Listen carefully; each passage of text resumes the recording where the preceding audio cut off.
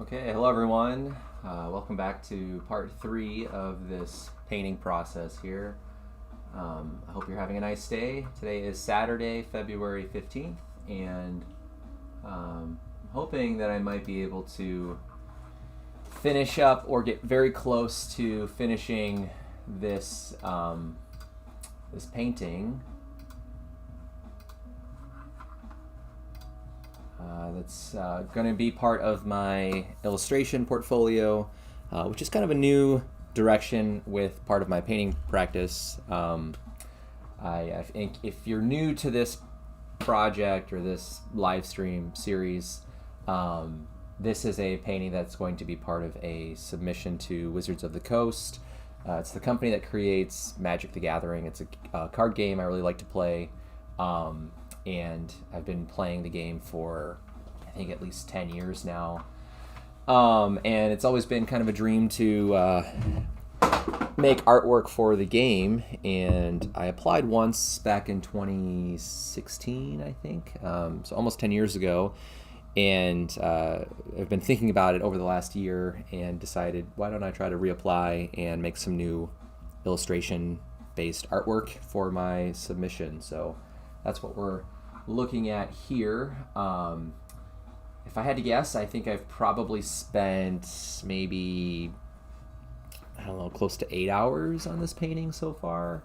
I'm planning to live stream for 2 or 3 hours today in the afternoon, and then we'll see where we end up. But in the last live stream, I focused most of my efforts on this portion of the design, building up this texture and this weird alien sort of sci-fi subject. And up until the last session, the first 2 sessions that I spent working on this painting, this was still very ambiguous, and I didn't have a clear concept of what I wanted it to look like or feel like. And in the most recent live stream, I think it started to finally fall into place, and I really like what's happening in here. So I'm going to try to take a break from that area at the start of today's session and maybe focus a little bit more on these 2 zones and then see where we're at. So I'm going to just go ahead and start painting. But thanks for tuning in. If you're new to my YouTube channel, I hope you'll consider subscribing and supporting my YouTube channel. And then thanks for those of you who are returning.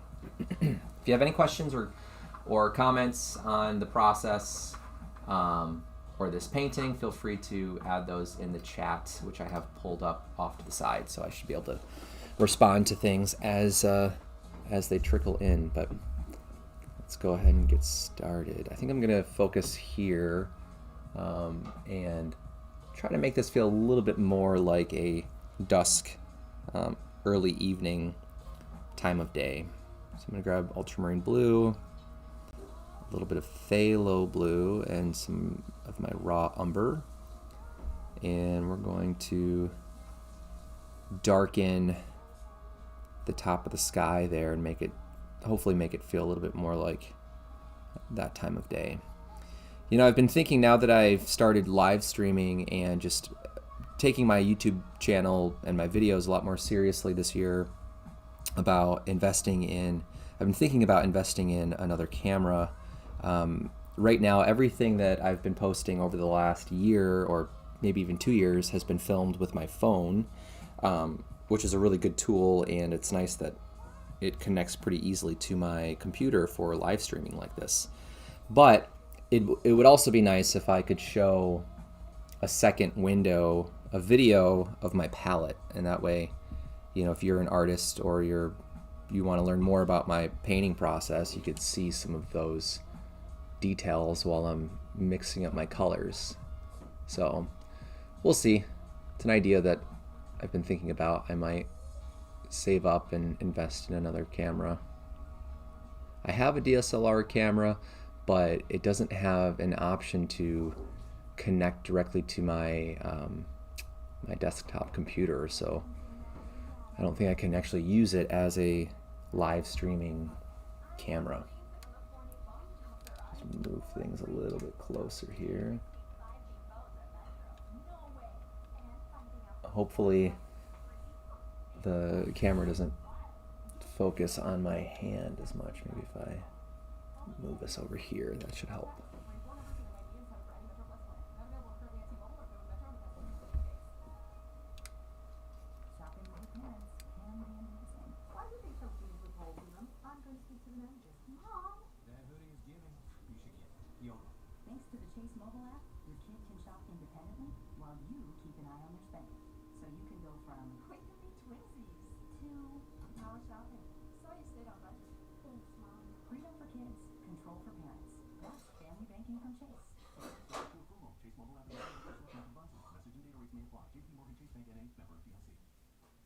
Brand products exclusively at Save have the great taste you'll celebrate.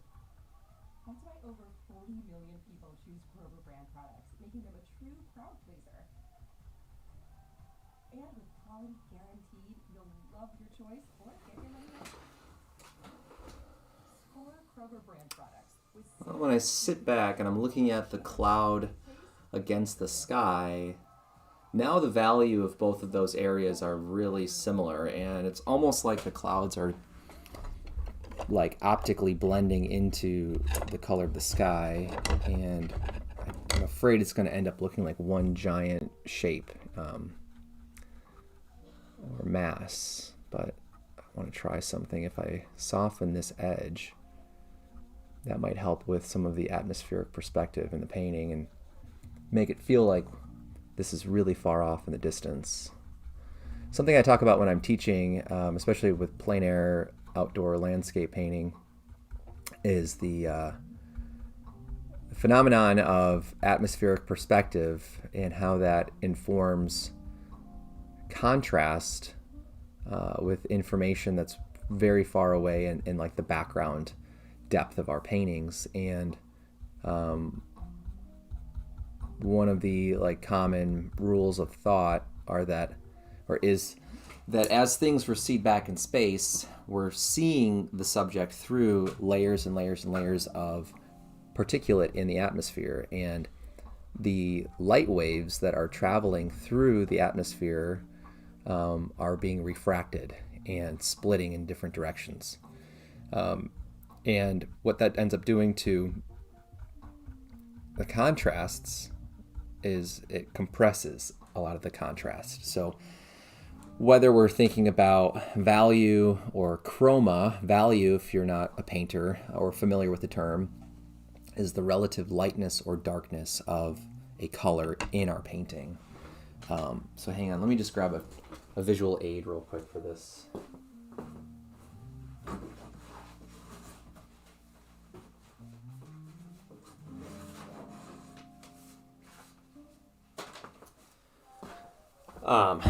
So we often think of contrast, I think, in very loose ways. I think a lot of times when we say the word value or contrast, we think of grayscale, like black and white, like making something punchier. And, value, as I was just starting to describe, is the relative lightness or darkness of a color. And if we take out chroma, which is the level of intensity and saturation of a color, because you can have a red, color or pigment or object, and you could have, multiple things that are technically red, but one of them might be more red or more saturated or chromatic than the other ones.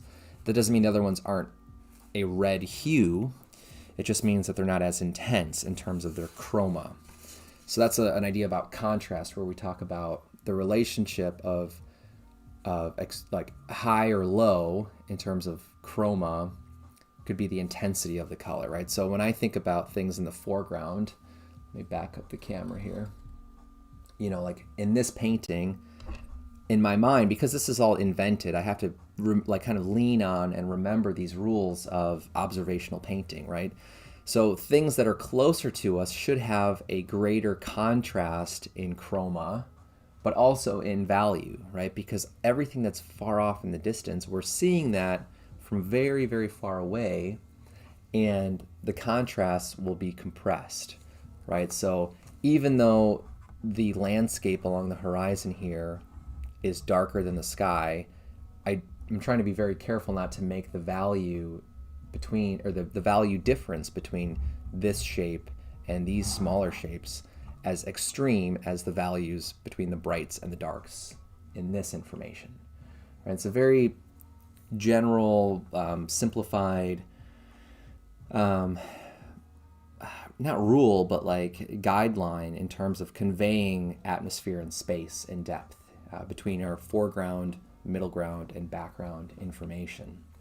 Now, going back really quickly here to talking about value, when we are compressing the value scale, we are actively deciding to only, hang on a second, I'm trying to find a value scale that I have made.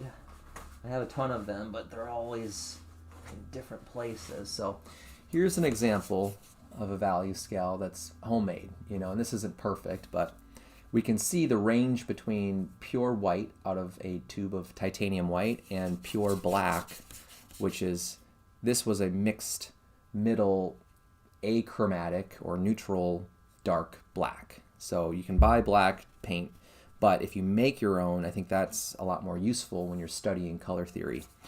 But this shows a very wide spectrum of values between bright white and dark black, right? So when we think about contrast, the greatest contrast that we have access to in terms of value is black against white, or side by side, right? The relationship of these two is the most extreme contrast we can get out of a grayscale context. Now, when we compress our values, this is something I learned from the artist Nicholas Uribe. He's got some really great videos on compressing the value scale and exercises that you can do, and this builds off of his video and some of his ideas. But so here's an example of a painting that's made on the top half of the value scale. So everything in this painting, it's this little still life with an apple, a roll of tape, a little tabletop kind of still life. All of these colors fit within this context of values. The lighting isn't perfect here, but you can do this idea with any range of the value scale. And what it's going to help us see is this idea of compressing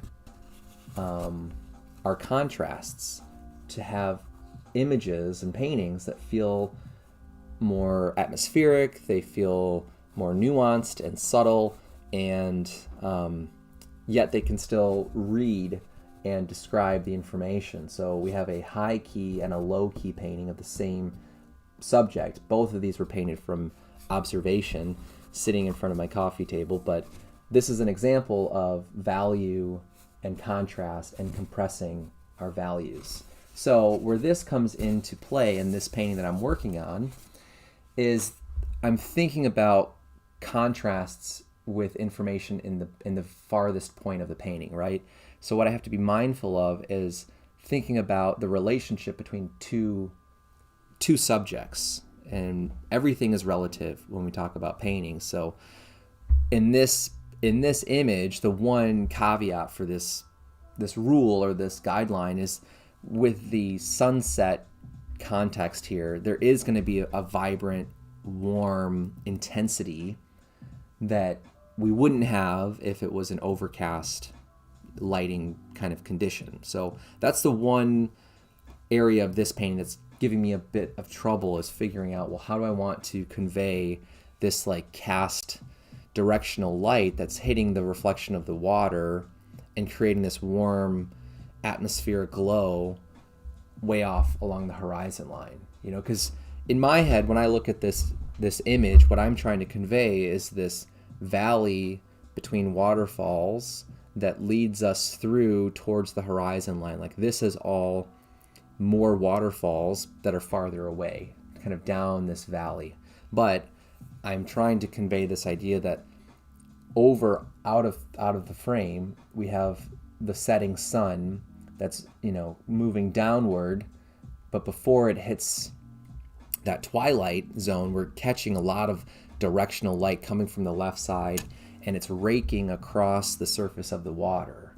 but I only want it to read along the horizon line. Like I don't want the foreground to be warm, because then everything would be really intense, and I think it would be visually too chaotic. So that's why I decided to keep everything along the horizon. I think it also creates more of a, I don't know, maybe romantic is the right word. This sort of like intriguing type of temperature and light off in the distance. So that's sort of the context that I'm thinking about as I work on this painting right now. But as I'm making the values in the sky darker, you know, what I'm really thinking about are the contrasts in chroma and value surrounding this blue that I'm putting in here, right? So I have to be somewhat mindful of the changes I'm making in that realm or zone of the painting and how that's going to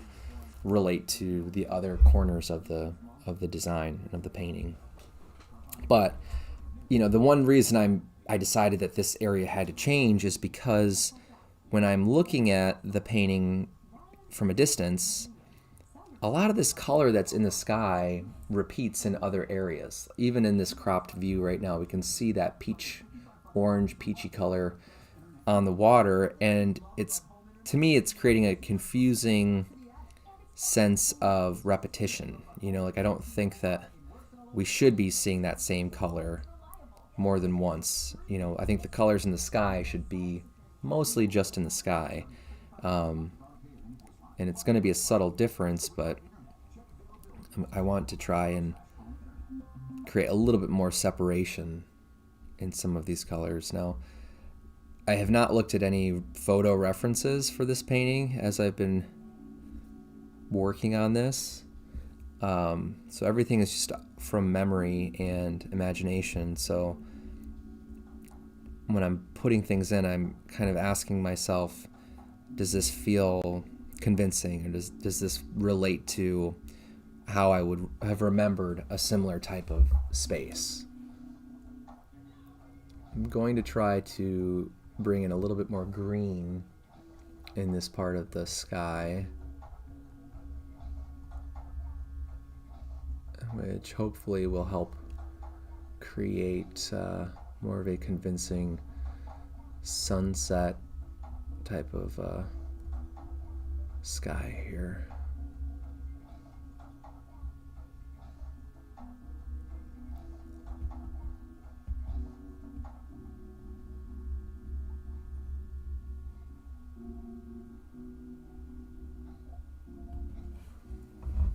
I mean, already I think that's helping quite a bit. It looks pretty intense on screen, but I think this is going to read more effectively in the whole painting. I'm going to mix a little bit of that green with the blue that I put in to create this bridge color, or like a transitional color between these two areas, and hopefully I can create more of a soft gradation here.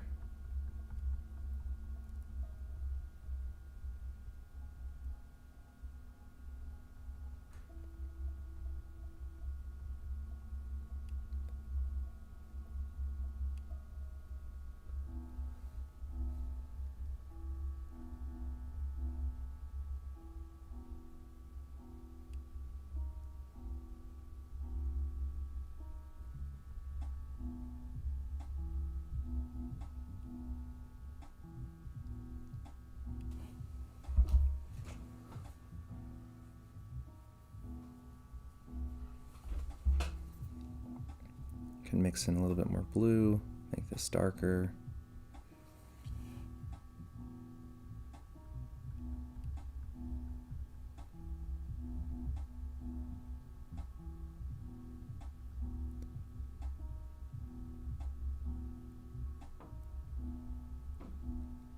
If I can vary my edges here, I think that'll make it feel more organic and atmospheric. But I like that now. That looks a little bit better.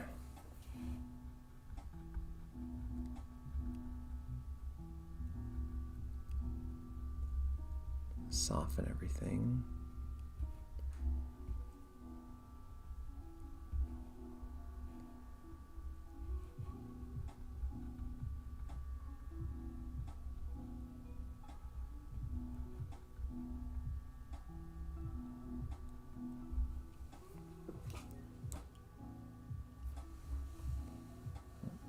losing focus a little bit there. Okay. I'm going to scoot back and see what this looks like now. Yeah, I think that works. I'm realizing too, I think there should, in theory, be a little bit of a warm rim light on this cloud shape here from the sun. So I'm going to bring in a little bit of orange and yellow ochre, maybe a little bit of alizarin too. And I'm going to tone that down with a little bit of Portland Cool Gray. I like this cool ready-made gray from Gamblin. It's just a nice, like, it's a nice color to be able to tone down some of the intensity of the other colors on my palette. Let's see what happens if I do this. It's going to look really bright initially, but honestly, that might be good.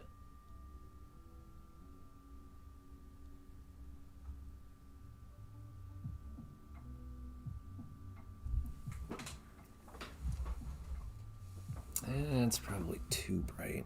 Let's grab a little bit of raw umber. So we're going to keep it warm, but we're going to lower the value. And it's going to seem a little less chromatic.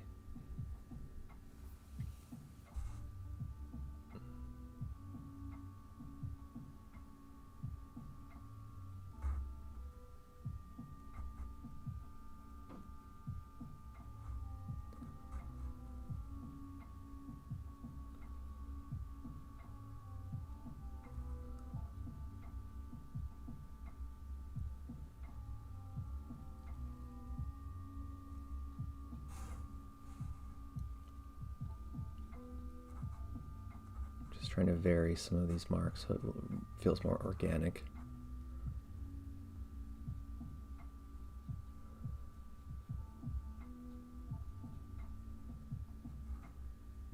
And this shape of the cloud is pretty dry, so a lot of the paint has a rough kind of dry brush edge to it, which is probably better for describing a cloud, I guess.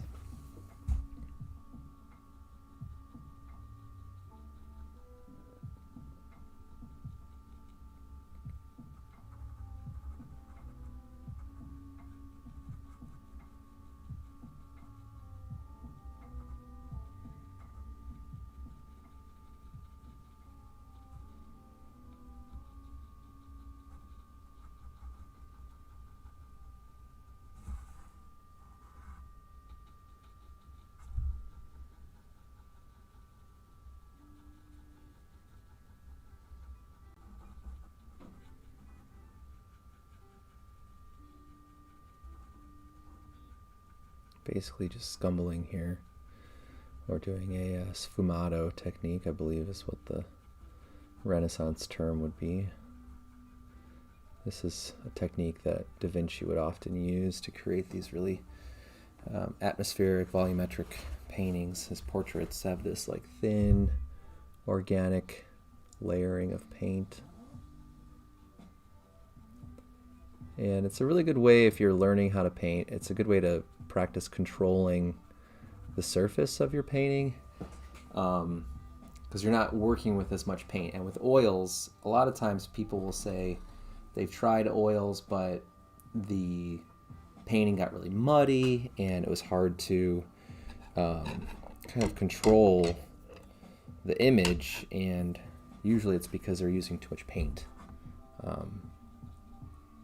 And I think it's a type of paint that really rewards experience in like the feel of the tactility of the paint, you know. So if you start with less paint, I think you can get used to how easily certain colors can tint or influence other colors on your palette. Like certain colors are just going to be more intense in their tinting strength. And you know, to have to worry about those qualities and the like amount of texture and impasto and like physical characteristics of your paint is a lot to try to balance and juggle. So I would try to simplify it and just focus on one of those variables. Like if you're going to work with a lot of paint, maybe try to pick a limited palette of colors. That way you don't have quite as much information in terms of physical texture and varying types of pigments that are cross-mixing and neutralizing each other or intensifying each other. It's just a lot more to have to keep track of if you're learning how to paint. Obviously, these are just suggestions. I mean, if you want to just start painting and figure it out as you go, that's a great way to do it too. But this is more of like an idea based off of conversations I've had with artists who maybe feel frustrated about their palette or their painting process. Okay, I'm looking at this cloud shape now, and there's things I like about it. I like that the gradation from the dark color to the illuminated side, that glowing warm side. I like how smooth the transition is. I do wonder if maybe I should be carving out more noticeable formations of the cloud. This is where it's like I probably should just Google storm clouds and then take that information into account, but I'm trying to be a little bit of a purist in this painting and just paint everything from my imagination, which is essentially just the same thing as my memory, and allowing the process to be more intuitive and revealing or like surprising.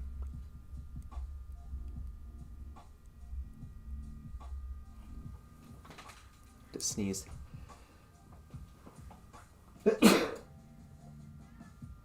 Oh, excuse me.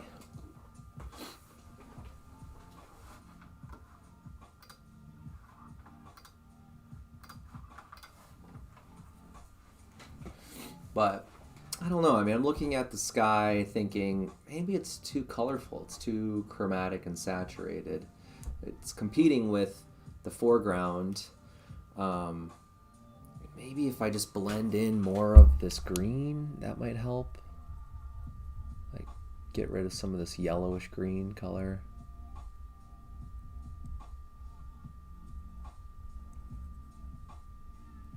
Maybe I'll try that. I'll bring a bit more of that blue down towards the horizon and see if that can help.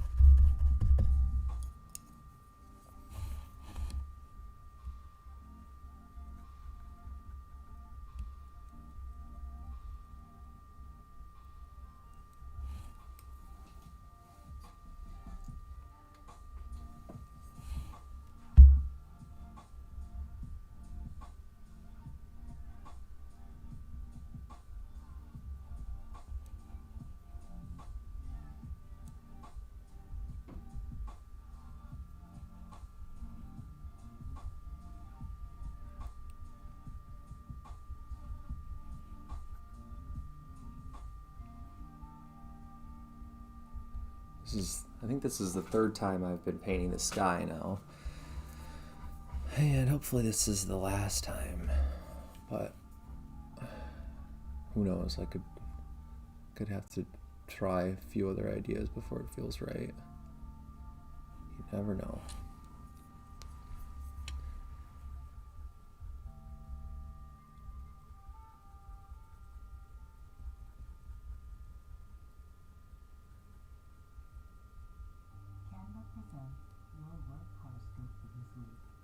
Deadlines are everywhere, which we all know conveys an intense energy. Our advice, spend office forecast with Canva, like Canva whiteboards to counter creative blocks, and Canva docs for clarity and communication. I think that helps to bring more of the cool blue down towards the horizon there. Maybe I really want to try to put a bit more chroma down at the horizon line there. Maybe I'll grab a bit more orange and alizarin.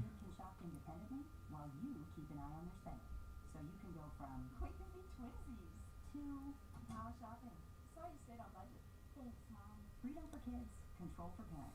That's family banking from Chase.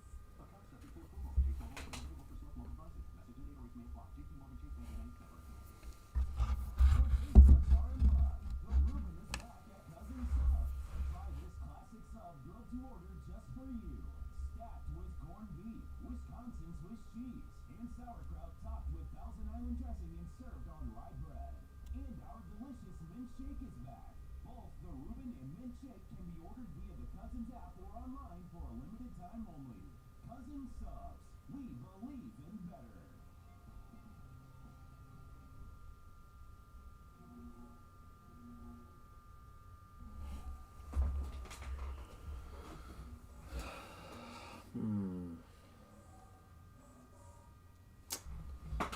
I don't know if that worked. Actually, I'm wondering if maybe these shapes in here should be more of a cool versus warm. I'm going to try that and see what happens.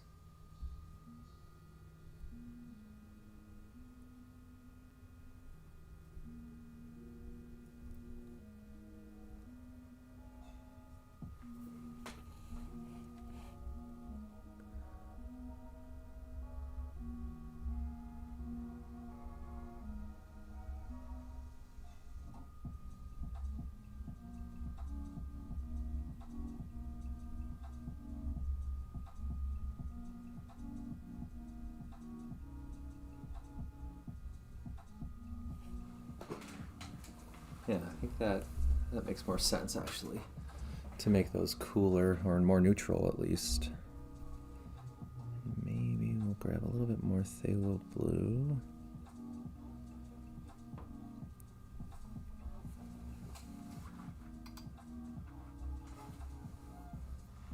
Hey Jan, how's it going? Thanks for the comment in the chat. I'm glad that my videos were inspiring for part of your process. It is fun to make our own panels. I mean, they can be a labor of love, but to have that you know, sort of customization and control over the surface quality, I think it's a pretty important step in making a painting. And I didn't always I don't pay attention to that when I started painting, but I think about a lot of my favorite paintings that I've made over the last 5 years or so, and typically there's a combination of reasons why I like them, and a lot of times one of the reasons is just like the surface quality of the painting. And it's nice when the texture can be as interesting as the image that we're painting. You know, and this idea that when we look at a painting, we're looking at an illusion of space or a subject, but we're also looking at an object, and it's fun to be able to like really dig into variety on the object. So I'm glad to hear that. Thanks for checking out my live stream today too.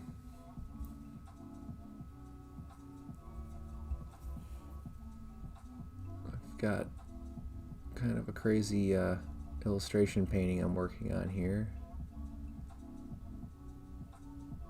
Just trying to find the image as I go in this one, since everything is from imagination.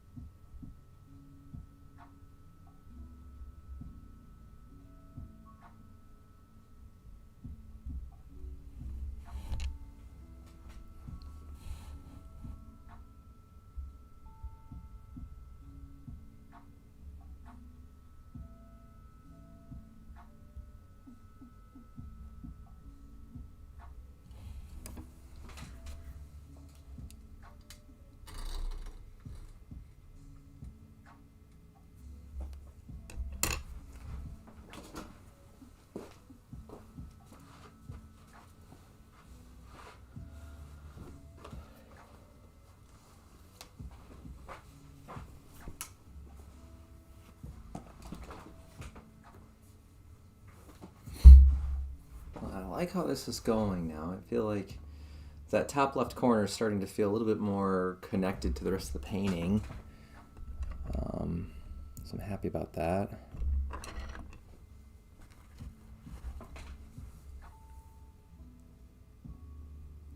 Always feels good when you're like, okay, something doesn't look right in this part of the painting. And even though you don't really know the answer of what to do, you can just make an adjustment and go, well, that's not it. And then change that again and go, well, that's closer, but still not quite what I'm looking for. And every time we make an adjustment, that's like a clue into what the painting needs. That's always a fun step in the process of making the paintings.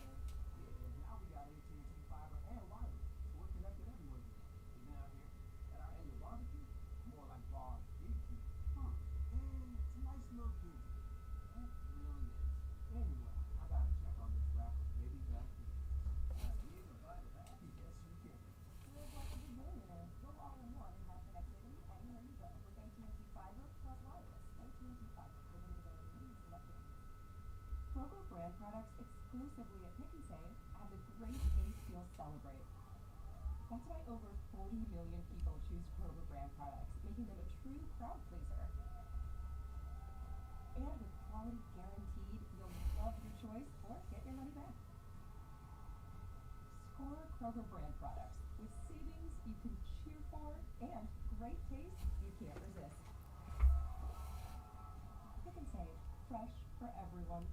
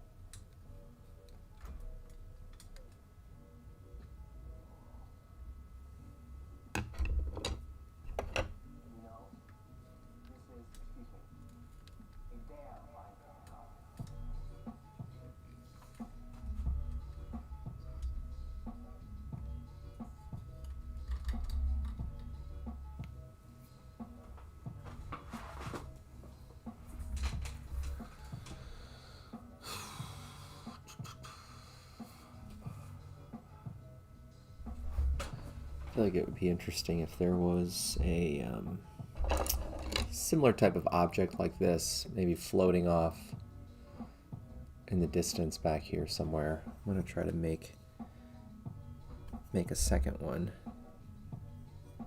and see how that looks. I'm gonna let you in on a little secret. Every day, once a day, give yourself a present.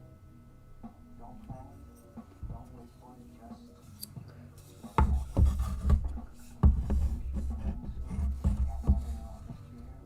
Let's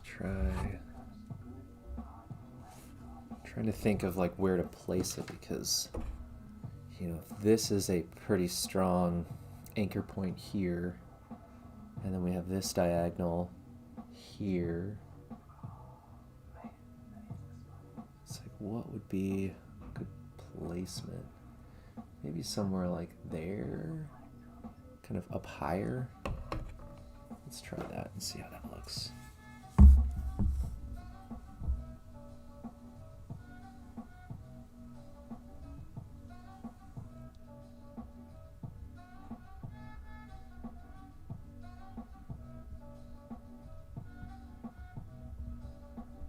Make it seem more like a oval shape. Or actually it'd be interesting if it was like a slight point.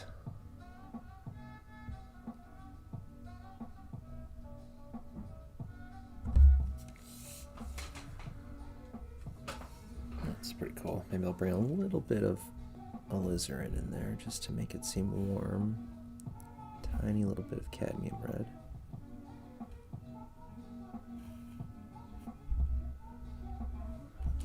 Just to give it that feeling that it has this warm glow.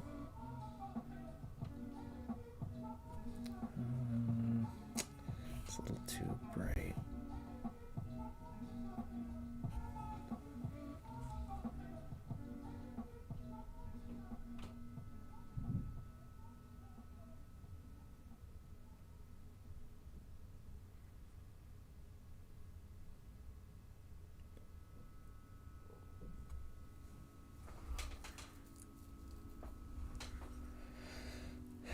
Maybe a little bit of raw umber.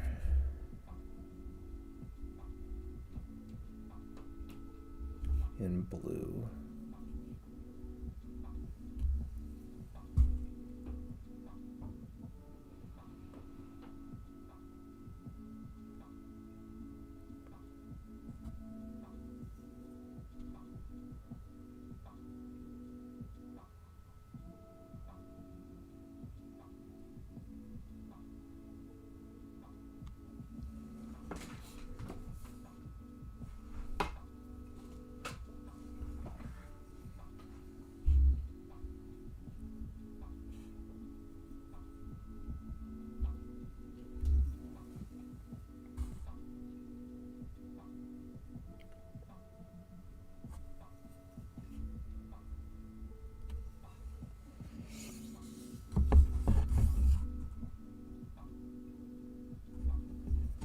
Trying to go a little bit darker here.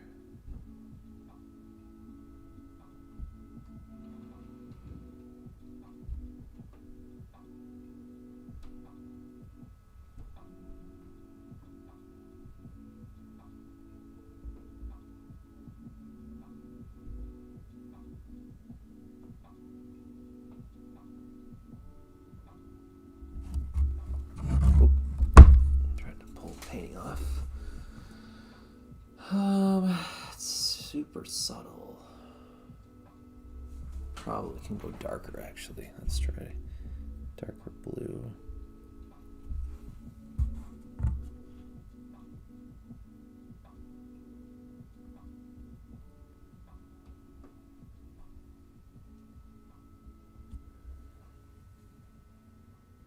It's getting there.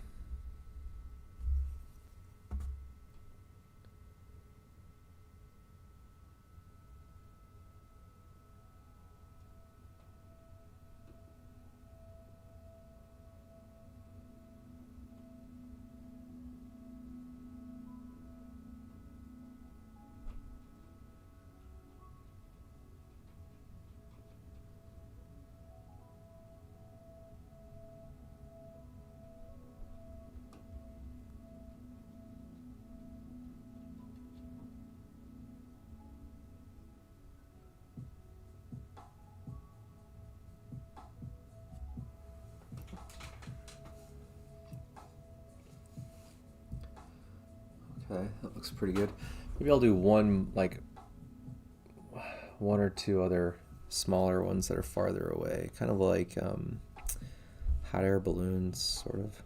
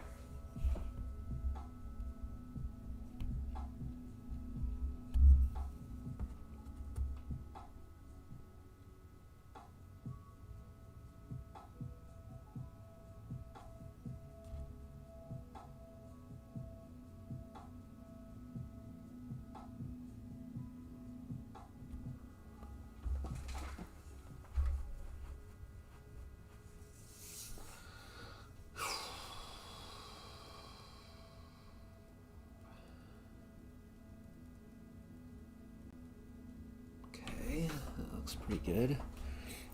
Maybe we'll give it a little bit more chroma at the bottom.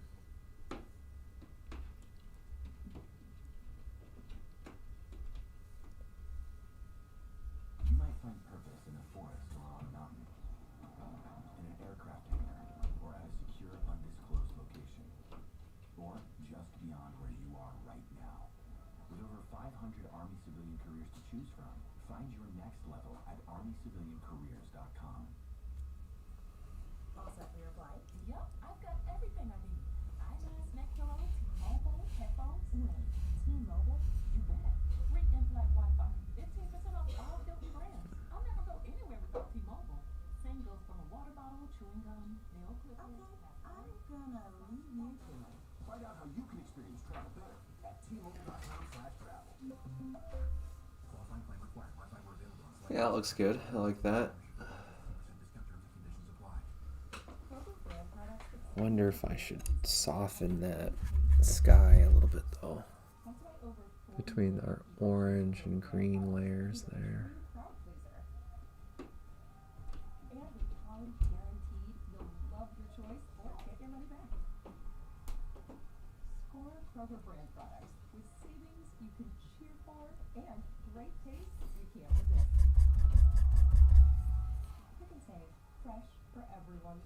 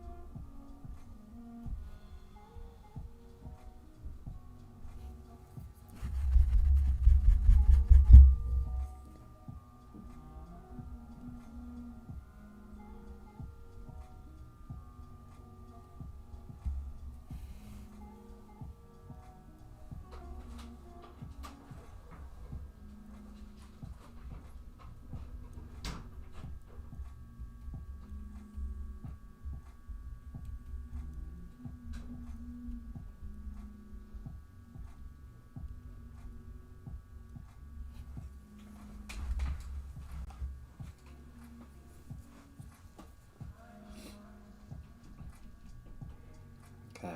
Yeah, I think that whole upper left corner now, it definitely feels more resolved. I'm really happy with how that looks right now.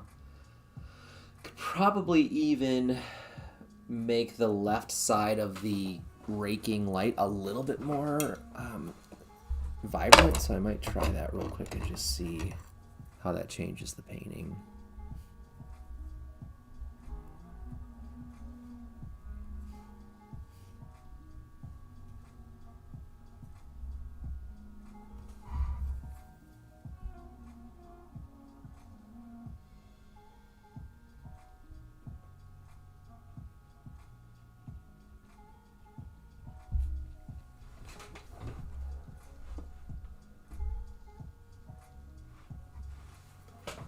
That's kind of nice. Maybe I'll grab a little bit of white, yellow.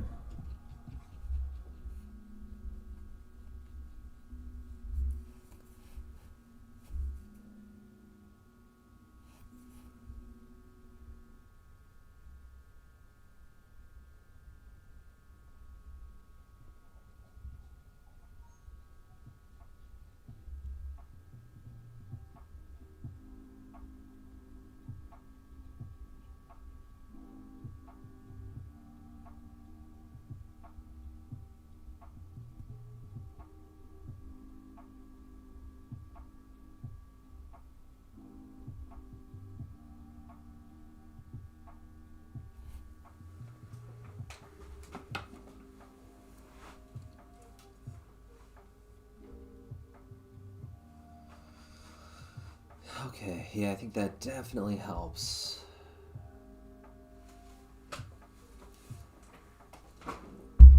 Might even put a little bit of orange right along the edge too, just to see if I can get things to glow a little bit more.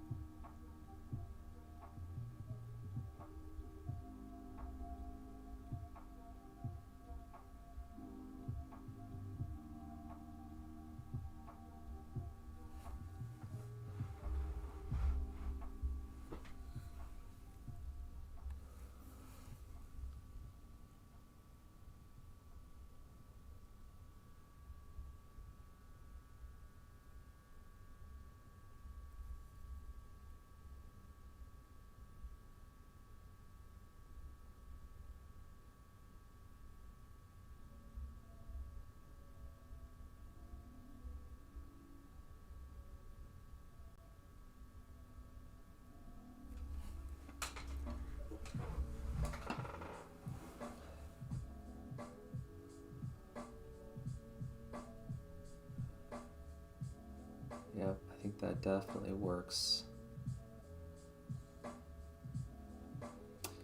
I really like how this is turning out now. I like the that there's like two areas of emphasis now. Like this for a while felt like it was going to be the main focal point, but it's nice to offer a second place in the painting to kind of move the eye or pull someone in to the vanishing points.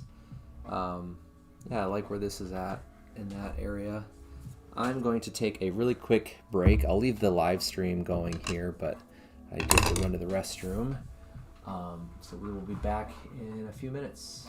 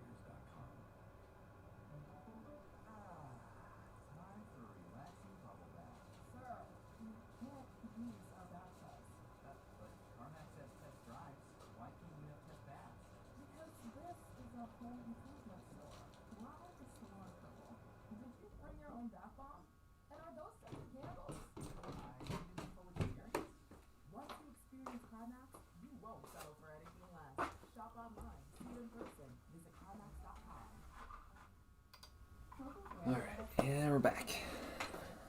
Great taste you'll celebrate. That's why over 40 million people choose Kroger brand products.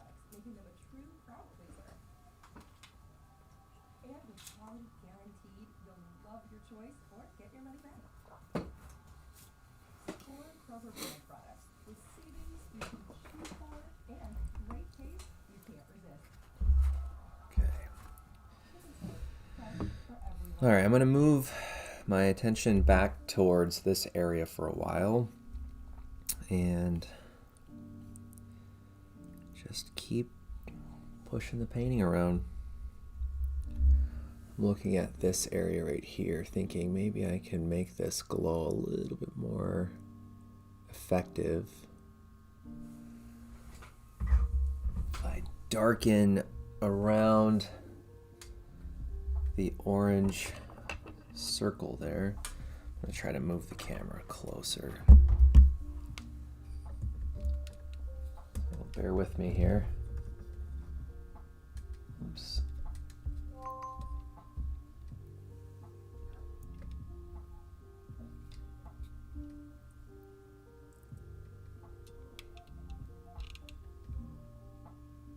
All right, hopefully that's clear.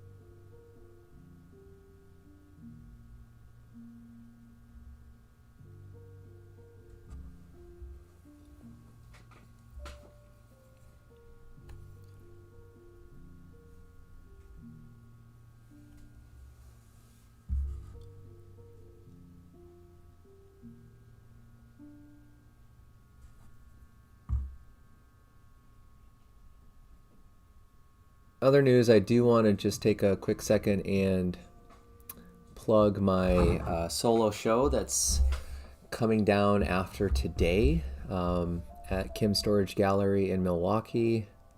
The show is called The Glass Trap, and if you haven't seen any of my posts about my show, I invite you to go to kimstoragegallery.com, and you can see all of the paintings and drawings online through her website. I think you can also purchase available work online too if you're interested.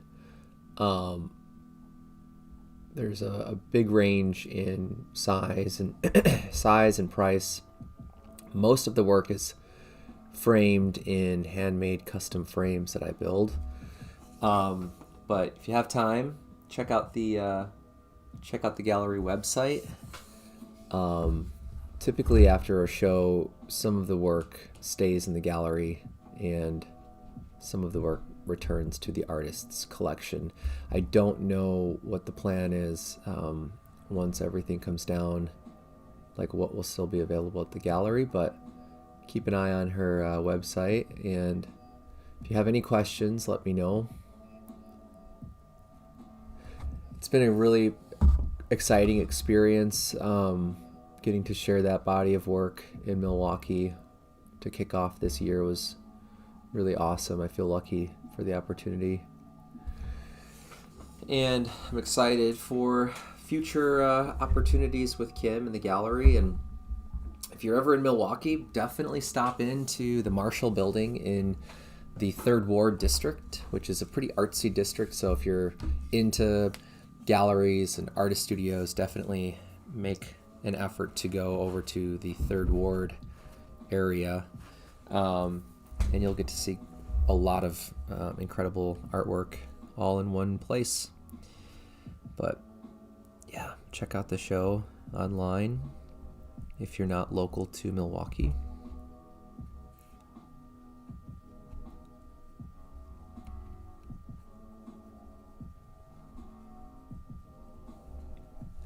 And huge thank you to everyone who supported the show. And if you purchased a painting from the show, thank you so much. I hope you enjoy looking at the work in your home, or if it's a gift for someone else, I hope they get to enjoy it. But your support means a lot to me. I appreciate it.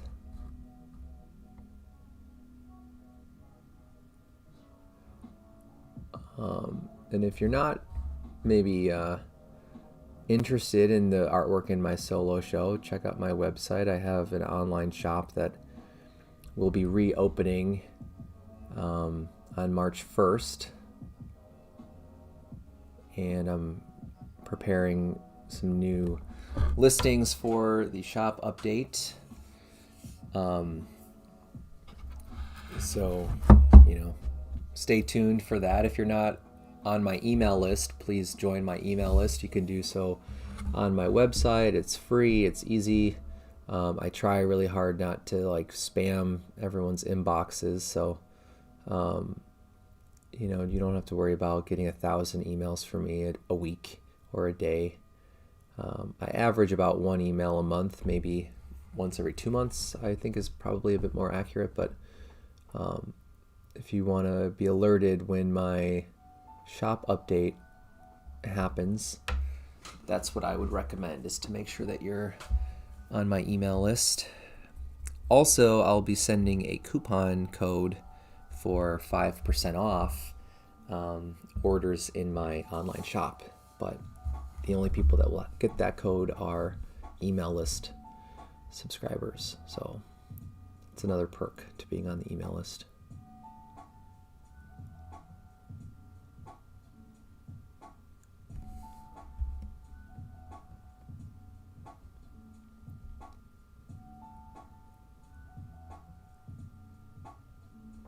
And if you just want to support me without adding artwork to your collection, making sure that you're subscribed to my channel or following me online on other social media platforms, that helps. So much of the opportunities that artists get nowadays, I think, just come from your work being seen and shared, and reaching the right person who maybe wants to purchase a painting or invite me to teach a class or commission something. So sharing the content definitely goes a long way these days. So that's another free, easy way to support my artwork if you're interested. But no pressure.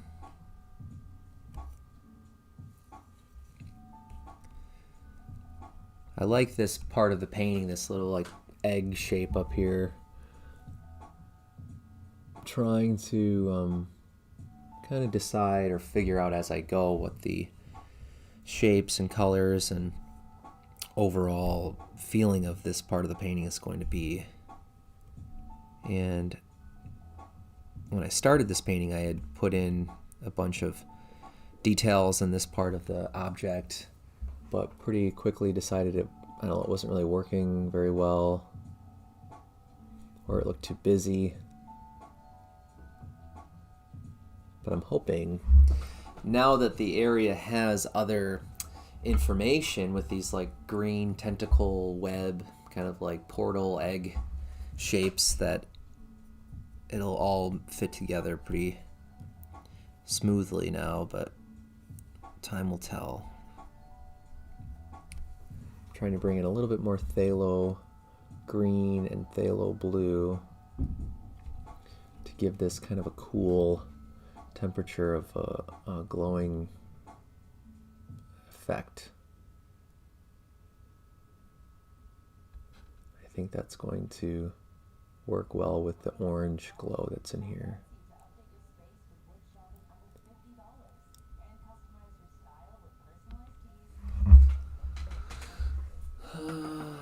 Let's see, if I sit back.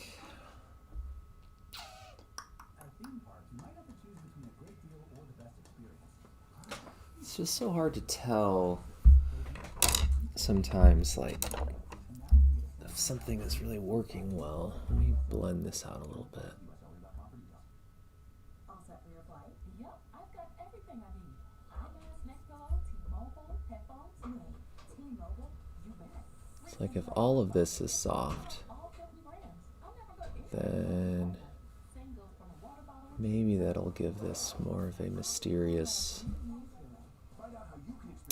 kind of read.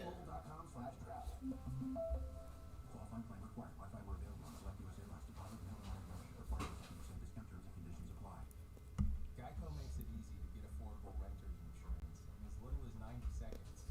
And then you'll start to wonder why everything else isn't so fast. Like, why does it take so long to do the dishes? A meal that's gone in 3 requires 45 minutes worth of dishes? Doesn't make sense. But it does make sense to get renter's insurance through Geico. That way, that pile of dirty dishes and the other things you love are covered. Get mad, Geico. That looks pretty cool. Having this big soft shape in here.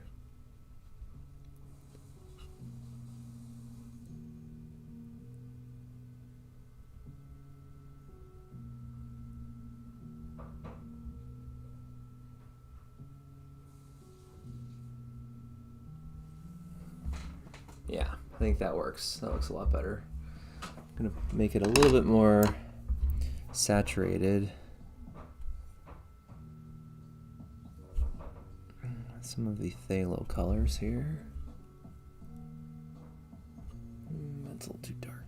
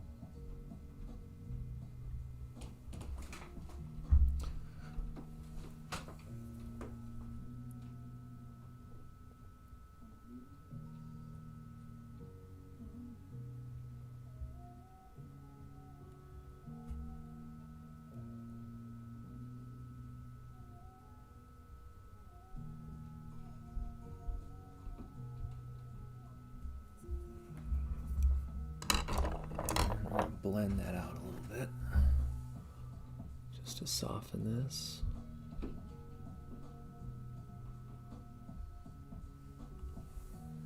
Looks like somebody said something here. Hey Vicky, thanks for tuning in. I appreciate your comment too. Thanks. I'm glad you like this illustration I'm working on. This is definitely different than most of the work I make, but in case you missed it, I'm making a portfolio of illustration, kind of like fantasy art pieces for an application to Wizards of the Coast. They make a couple of different board games and card games. They make Magic the Gathering, which is a game that my wife and I have been playing for almost 10 years now, actually.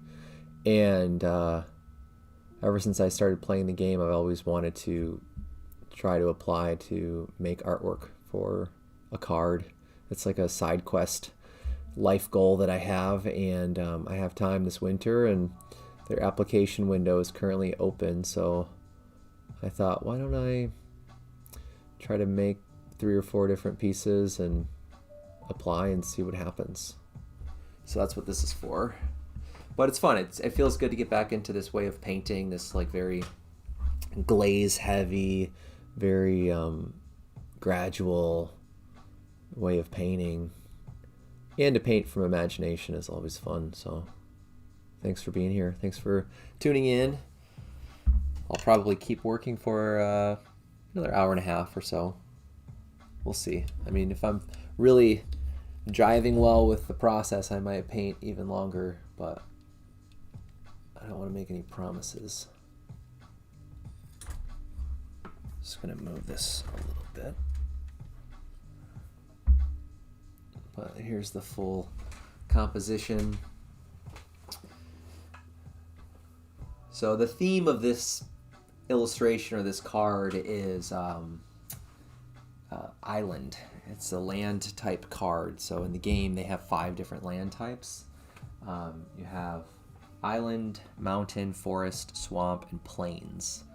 And typically the island cards have a lot of blue hues and obviously like aquatic themes. So this started out as an idea for a island card, but once I started to develop this information here, I feel like it started to open up possibilities that maybe, there's more going on than just this like landscape type of view. So yeah, we'll see what happens. But, oh good, yeah, so you're familiar with Wizards of the Coast. I know they do Dungeons and Dragons too, which I'd love to try at some point. We've never played. We've only really just played Magic over the years, but yeah, I'm a pretty big fan of Magic the Gathering. And when I first started playing, I think, we initially invested in a couple of decks in 2016 because we were going on, my wife and I were going on this cross-country bicycle tour in the fall of 2016, and we were talking about games that would travel easily, but that would be, entertaining for 2.5 months while we were biking across the country. And we were like, well, we could just play like cribbage or something like that. But then at some point, I think leading up to our trip, I came across these YouTube videos that were about Magic the Gathering, and there was this one video in particular that was really, I think it was by Vice, actually, on their channel. They have a really good video about Magic the Gathering and like the culture and why people like playing the game, and it really hooked my interest, and I was like, why don't we try Magic the Gathering? And it was a really fun way to learn the game, like during that trip. And then over the years, we've like slowly just gotten more and more cards. And then my brother and one of our really good friends, Nick, back in 2017, they bought Commander decks, which is a format that is really creative as opposed to like the standard competitive format where you only have 60 cards in your deck. In Commander, you have a total of 100 cards, and you can only have up to 1 copy per card in the deck. So it kind of forces you to like think of combinations of cards that are really like they call it like synergistic, where there's a lot of like thematic comboing between the cards. So it's a really fun way to play the game because I feel like most of the time it's rare that you have the same experience with one deck. So it's kind of like chess, but because you're playing with cards and you're drawing, different pieces to your whole gameplay that are hidden from your opponents, it's a little bit like poker too. So there's levels to it that are super fun. And yeah, really early on, I was like, man, this is a cool game because they hire artists to make all of the artwork in the game on all of these different cards. And, I really love the swamp cards that are darker palettes and just kind of like ominous and mysterious. And I also really like a lot of the,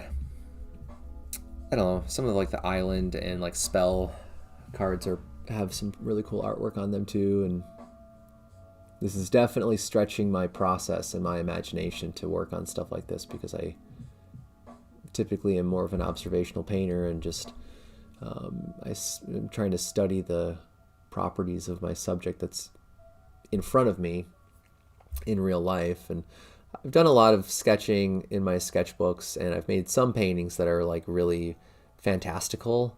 So I've always felt like I've been like on the cusp of making artwork that was like, you know, really rooted in illustration and trying to communicate things like this.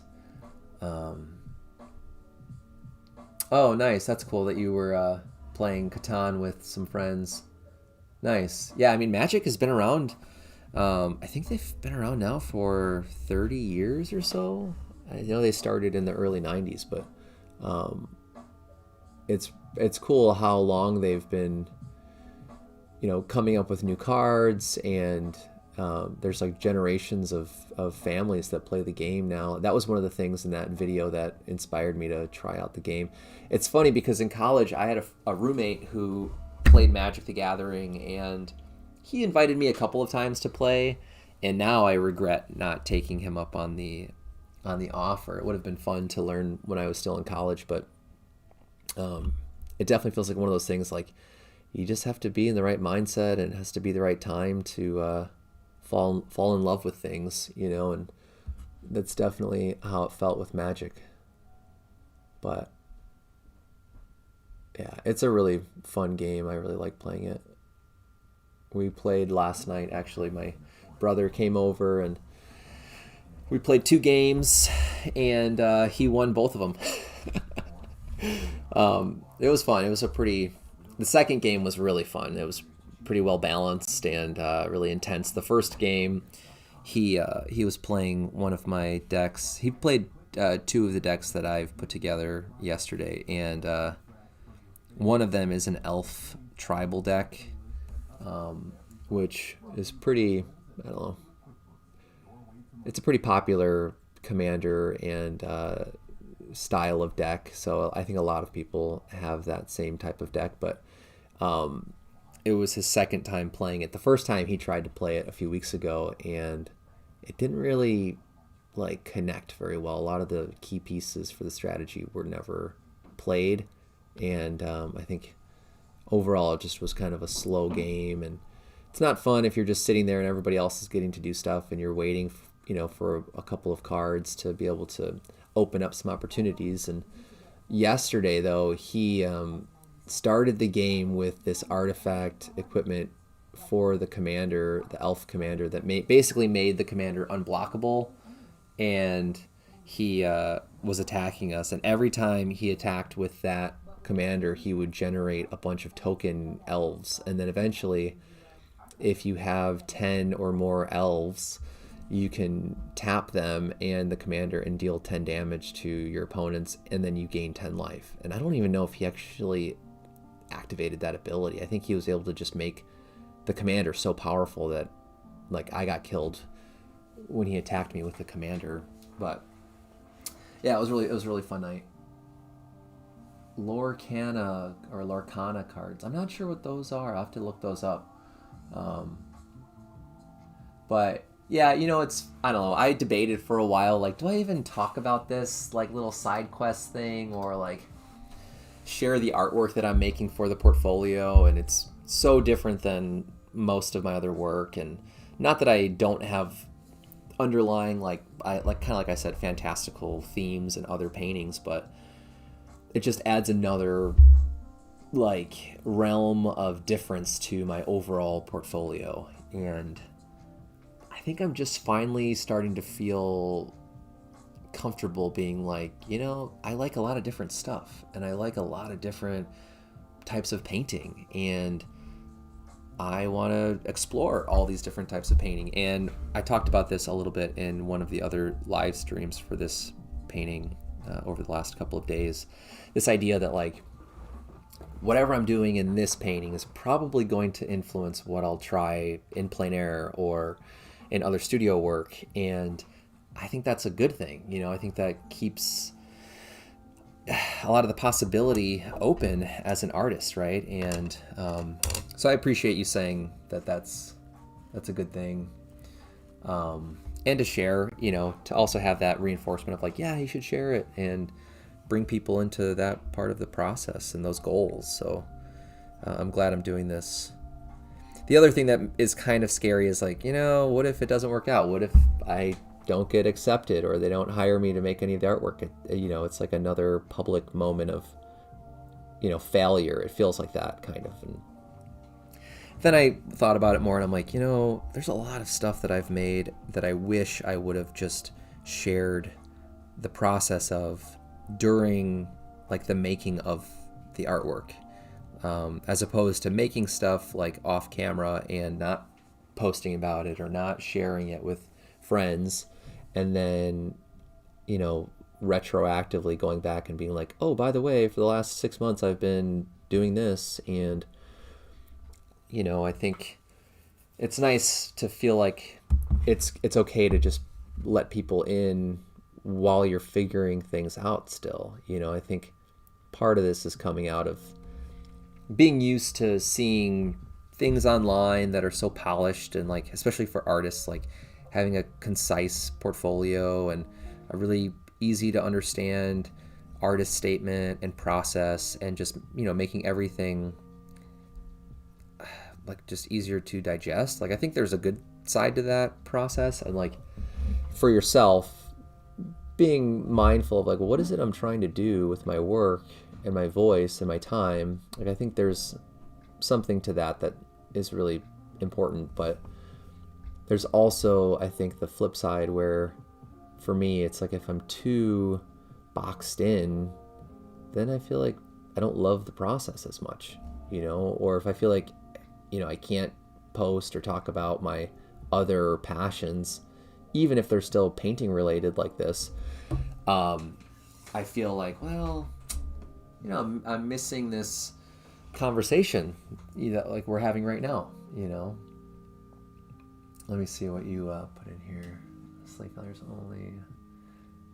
You know what? I totally agree with that. That definition of failure, right? It's like the worst thing we can do is just talk ourselves out of trying something with our work and our process. And especially with stuff like this where it feels like, well, it's not really what I normally would do and people are expecting this from me. That's such a stifling mindset, and it's nice to be able to finally give yourself permission to just be like, who cares if it works out? Like, it's the process and it's the journey that really is the most important thing that I want to share with people. And everything else is just kind of secondary, right? But I need to drink a little bit more coffee here. But I hope you're having a great day. We're getting a lot of snow. I hope you're just bundled up inside, staying warm, and excuse me, getting to enjoy this like winter snowy Saturday. I know Megan is actually heading out here pretty soon to go cross-country skiing with Lenny. I think she's going to take the dog, but I don't know. It's the perfect day to get out and do some snow sports like that. But works out for me because then I can hang out down here in the studio and paint.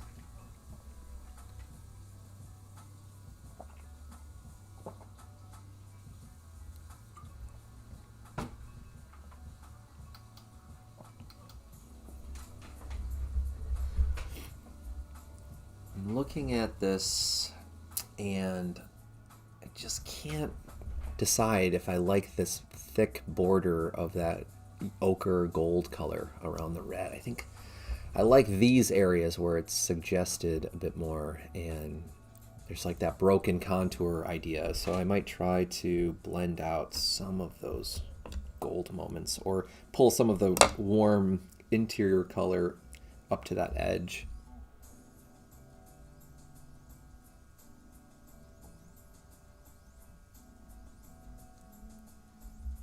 Just feels a little too flat and cartoony for me right now. I want this to feel more organic and dimensional. So I think some of these dark outlines between the shapes need to be blended together a little bit more.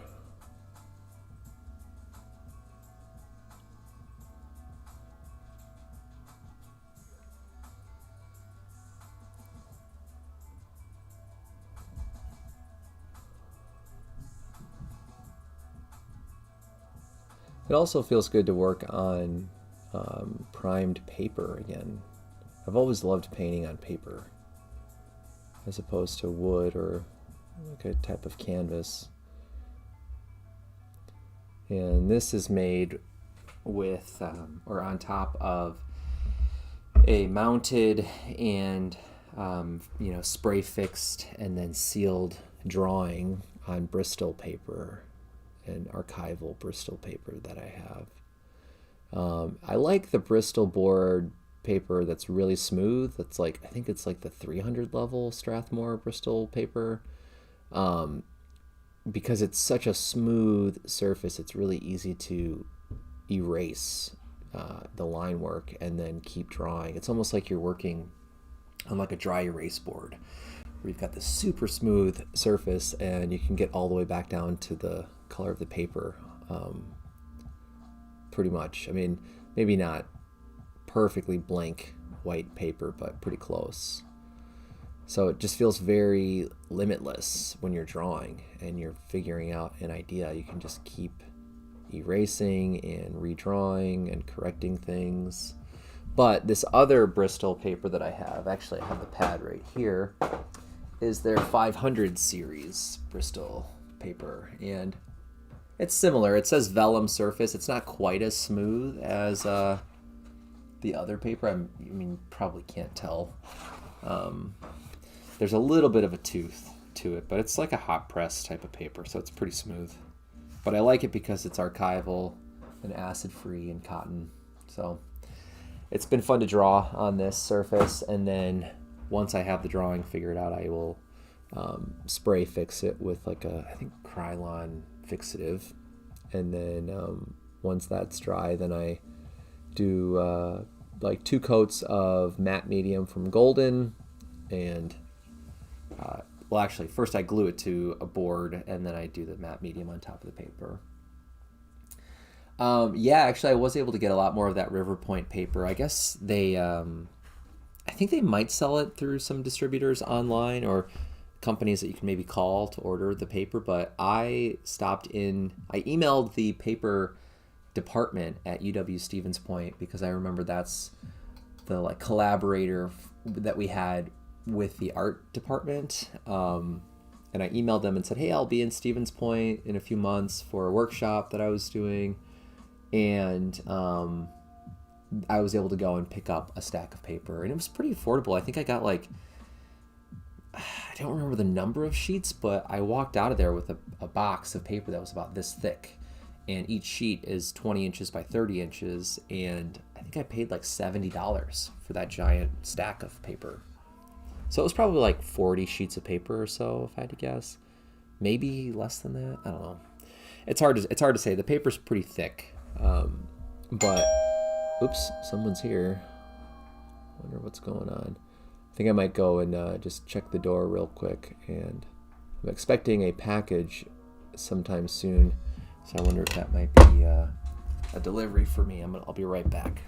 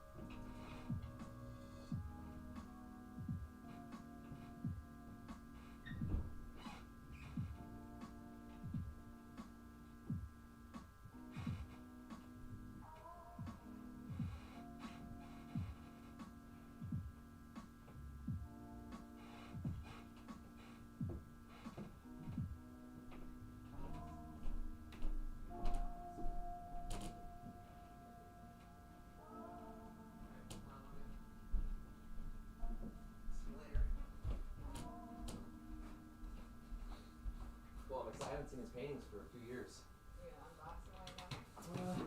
Maybe. Maybe on the live stream. No. You got like pajamas on. Yeah. Oh, you too. Alright, and we're back. I was correct. It was my package. Maybe I'll unbox it at some point here. But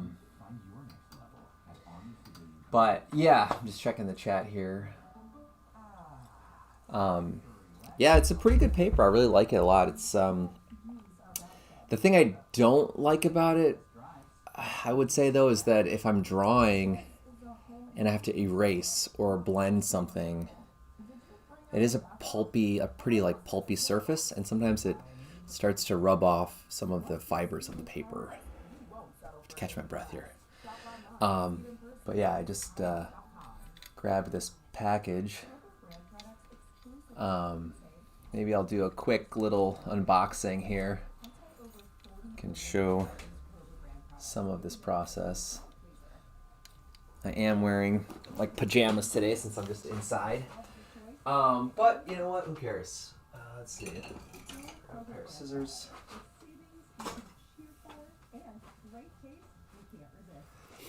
Open this up. So this is from, let me turn down the music real quick so that way hopefully you can still hear me. Pause this, turn the microphone all the way up. Yeah, I just tease everyone with this giant box and never open it on camera. That would be funny. So this is a package that I've been very excited to receive. It has 2 of my paintings from a plein air event that I participated in 2023. And after the event, the gallery owner, Barbara, this is in Virginia at Warm Springs Gallery, and the event was the Bath County Plein Air event, which was an invitational 10th anniversary plein air event that I got to participate in. And I sold a few of my paintings, but my 2 largest pieces that were my 2 favorite paintings did not sell during the reception.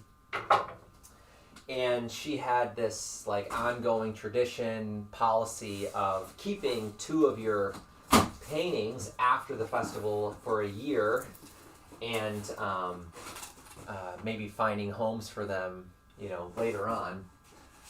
Turn this light on over here. And where am I going with this story?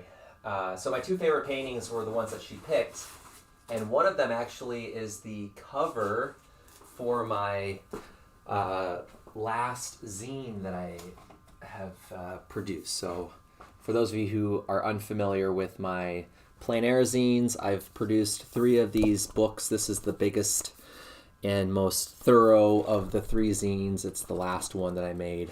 But this image here is one of the 2 paintings. It's from one of the 2 paintings that's in this box. So I haven't seen the painting in like a year and a half. Well, like 2 years almost. So I'm really excited just to see it again. It's like hanging out with an old friend.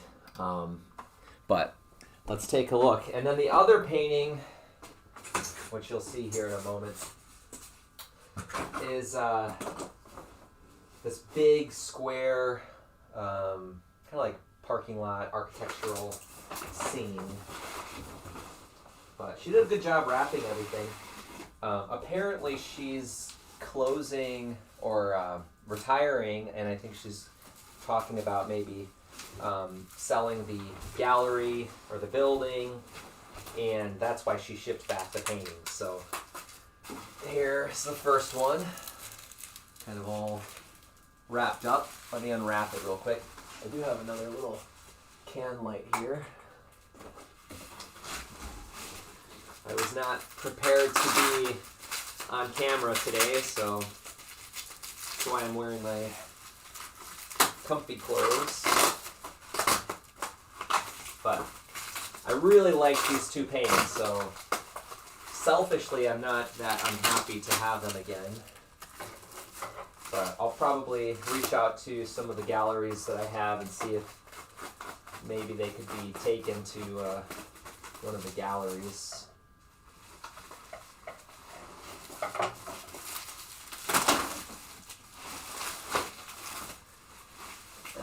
feels like I'm earning a new badge in like the YouTube merit badge community, you know, where it's like you do an unboxing video and now you're a real YouTuber. But let's see here. Yeah, looks good. And now I can varnish the painting too, which will be nice. So far it looks like this has held up pretty nicely. With some of my handmade frames, hang on one second here. Scissors. I was gonna say with some of my handmade frames, I worry that sometimes the corners could be splitting or things are falling apart over time. But this one looks like it's held up pretty well. So very happy to see that. So I don't know how well this is going to show up on camera, but this is the other painting. This is like that parking lot scene that I was just talking about. This is very bad lighting, but you can kind of see the work here. Let's set this down. Cool. I'm excited to varnish these paintings too and bring back some of the color properties. So that's the first one. And it'll be kind of nice to have a big cardboard box for moving paintings around in the future.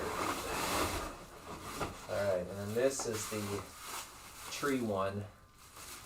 So they're pretty decent sized paintings.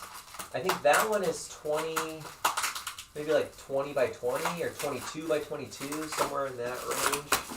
This one is, I think it's like a 9 by 16 ratio, but it's doubled. So I think this is like 18 by 32, if I remember correctly.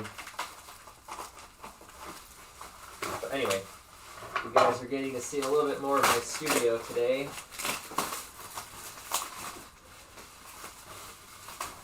But this is an exciting moment for me because the event was in September of 2023. So yeah, it's been like over a year and a half now, I guess. Yeah, it's February of 2025. But yeah, this one looks like it's held up really well too. Wow, okay, cool, I'm really excited. A little bit of dust on here, but that's not a big deal. Alright, and this is the second painting. Maybe I can adjust my camera real quick just to show you guys a little bit of a better angle here.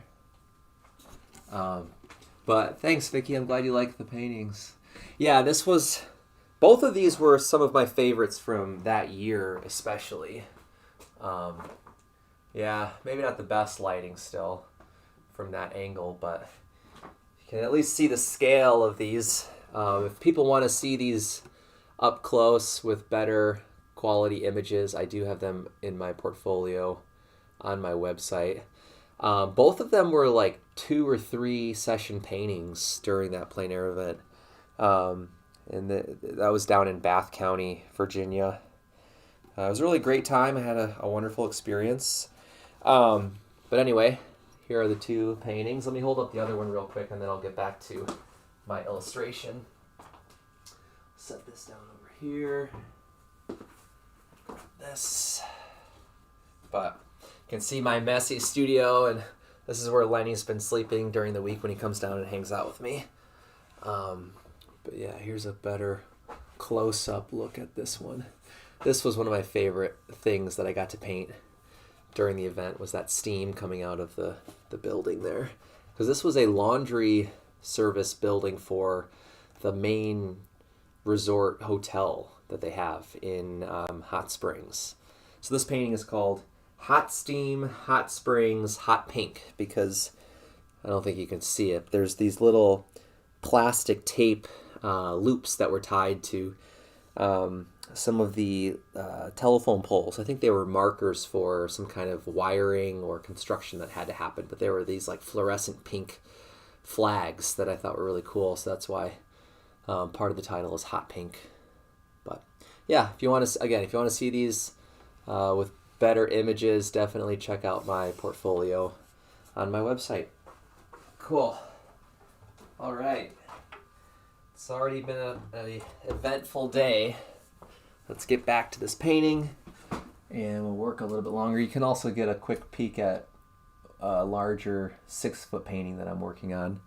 You can see a lot of the paint is still drying on the surface there. But yeah, that's a little bit of what I've been up to. Let me get the music back on Spotify real quick. There we go. I'm going to turn off those other lights real quick. But cool. Yeah, I'm glad that arrived during the live stream. That was fun to share. Oh, you know what? Actually, I forgot that she also had a third painting of mine, a smaller one that was at the bottom of the box. This was one that I forgot I brought with me to the event. It was not painted during that week in plein air. This was actually a studio painting of a sunset in Door County. Let me unwrap this real quick. It's always nice to get more bubble wrap too. I like to upcycle as much as I can, so this will help replenish my bubble wrap. But this was the other painting. It was a sunset scene. It's pretty abstract. It was fun to work with these big color blocks in this design. I wonder if I should wipe my lens off my camera real quick at some point here soon. But this was a painting that I brought with me to the event, and then she hung on to this. But it will be available sometime soon as well. This might end up in my shop update for March, but we'll see. All right, cool. Got those 3 paintings back. Yeah, it's kind of surreal actually, like to see paintings that I haven't seen for a while like this, and to have them back in my studio, you know, for being plein air paintings that were made in a different, totally different state. It's fun to see them in my studio. Is there anything else I need to move?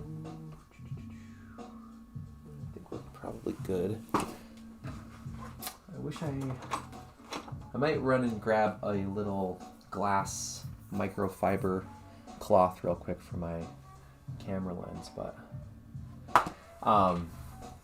yeah, Vicky, I totally agree with that color combination. It's fun to work with a mostly gray, like achromatic or muted palette, and then have like 1 or 2 super vibrant shapes to work against that less chromatic area. Let me just check.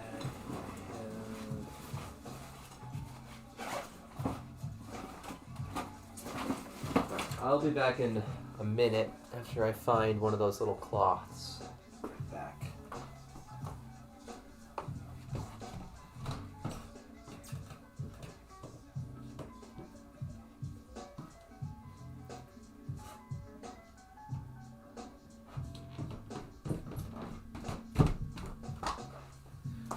All right. Wow. A lot of activity happening right now. Let's see. Let's just wipe this real quick. There we go. That should help with focusing.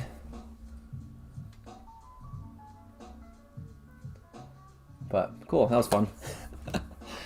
All right, let's see. Where was I? Oh yeah, I think I was blending that gold line in some of these shapes, trying to soften that a little bit.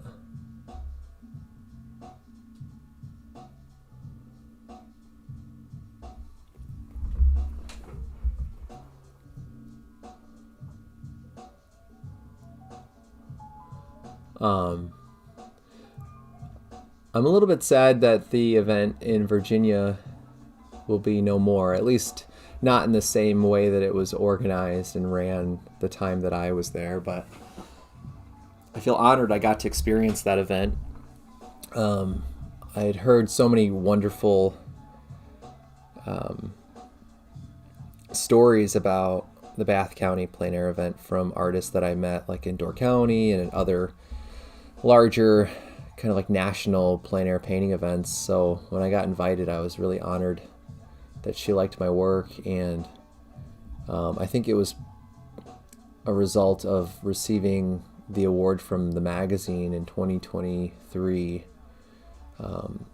In May, they had posted some kind of a recap from the convention that talked about the award that they gave me, and I think that's how she found my work and then invited me to her event. So, that was a really exciting year, because things just kind of snowballed pretty quickly with some of the plein air opportunities.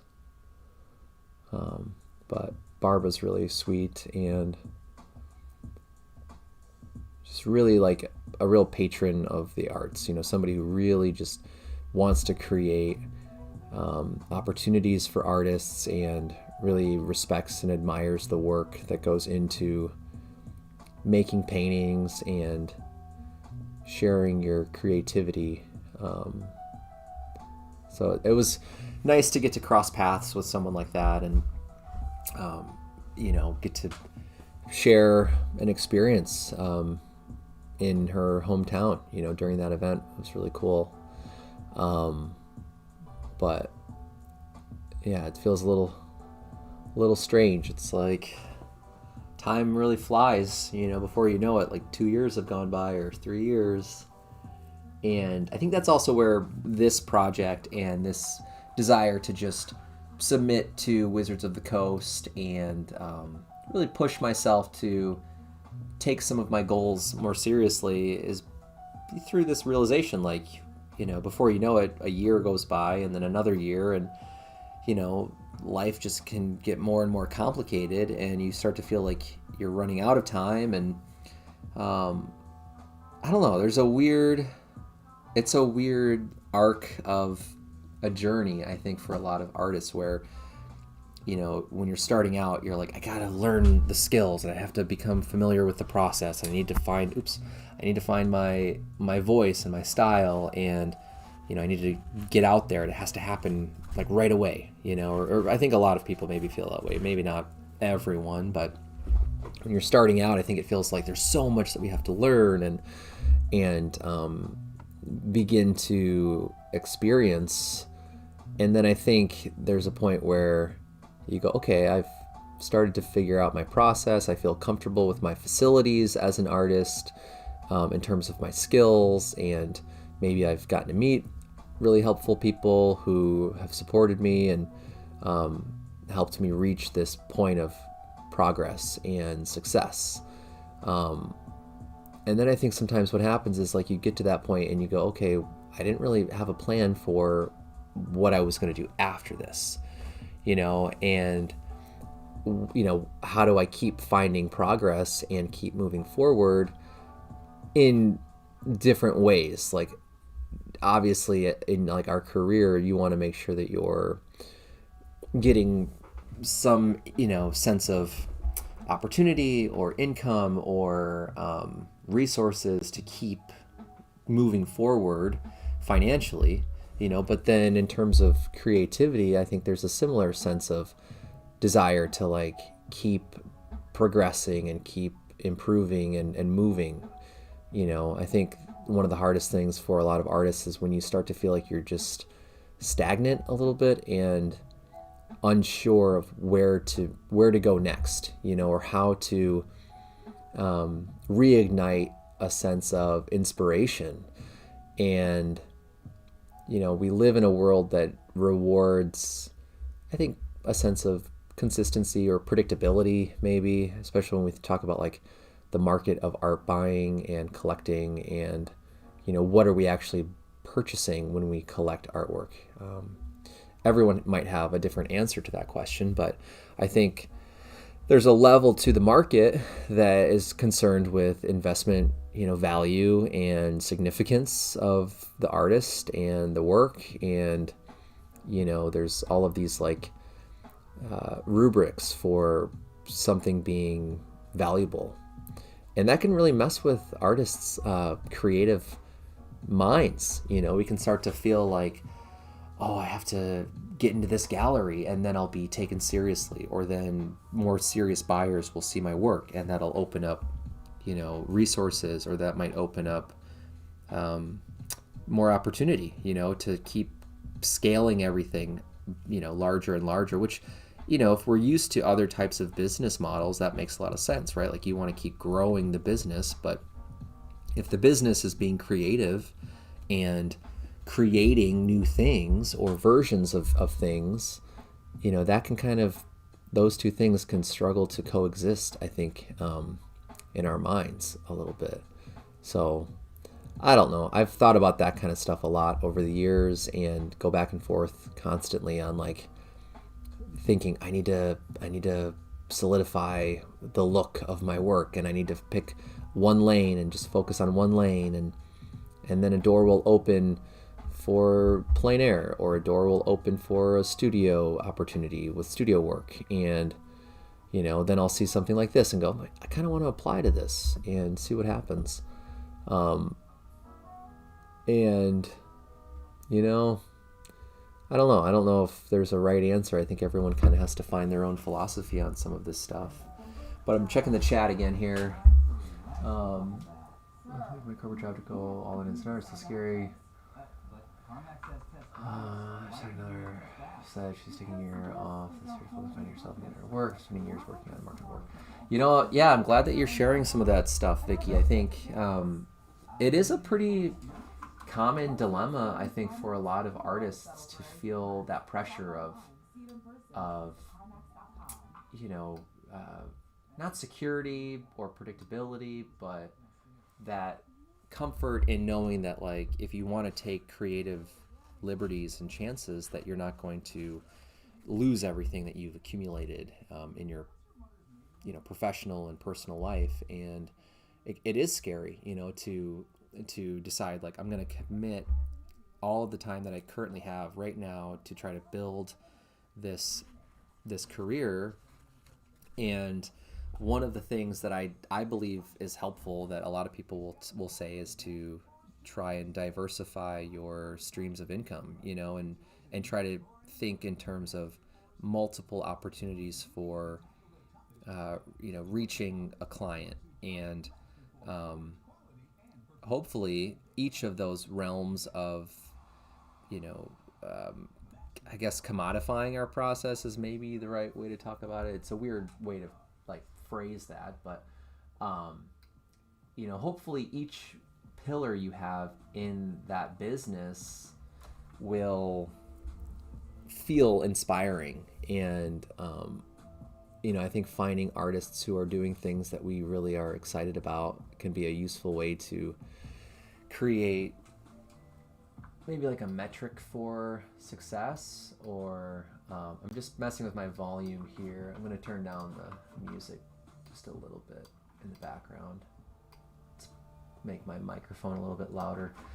Sorry about that. But yeah, I'm glad that you brought these things up, because I think everybody who either is or wants to be an artist has to confront these questions of like, well, how do I want to, you know, keep my creative self satisfied and fulfilled while also, you know, not totally disregarding what the buyer might be looking for, or the client or the gallery, or, you know, whoever's willing to support the work I'm creating, you know. And by diversifying your potential to reach people, I think definitely helps.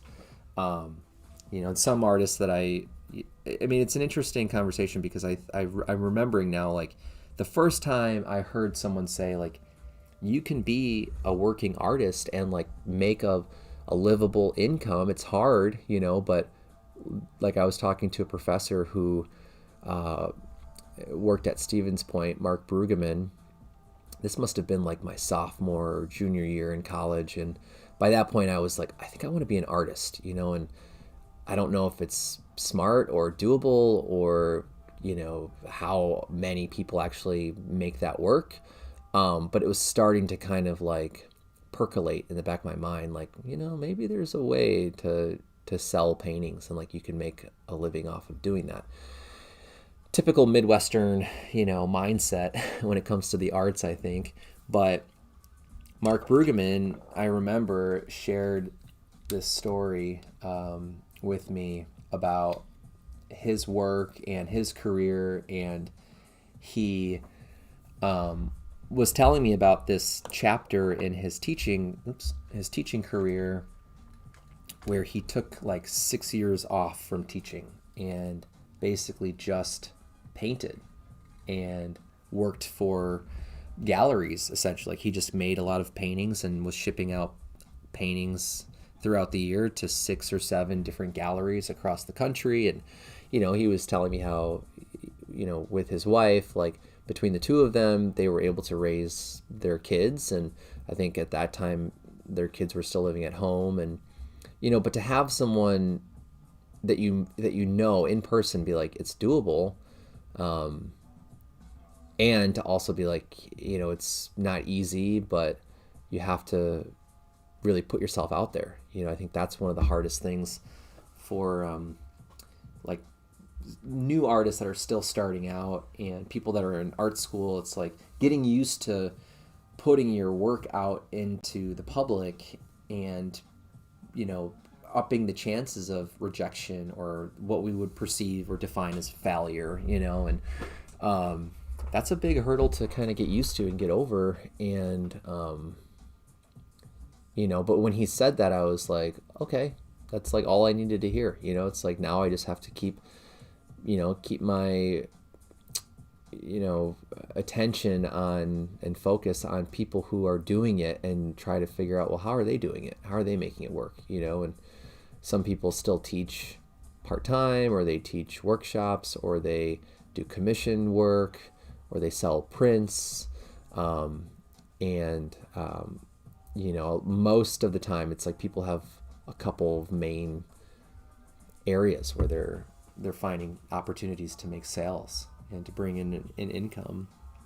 But all of that stuff that I just listed are things that I've considered or have tried or still do. And every year for me in the last 5 years, like coming out of graduate school, has been different. Like there was like a year and a half where I was teaching online, and that paid enough for me to cover my bills. And then any sales or art related income was stuff I could save or invest into materials or use for submitting to, shows and things like that. And then with the plein air events, I've been really fortunate to be juried into or invited into events with pretty good sales and awards. And, I've been fortunate to have,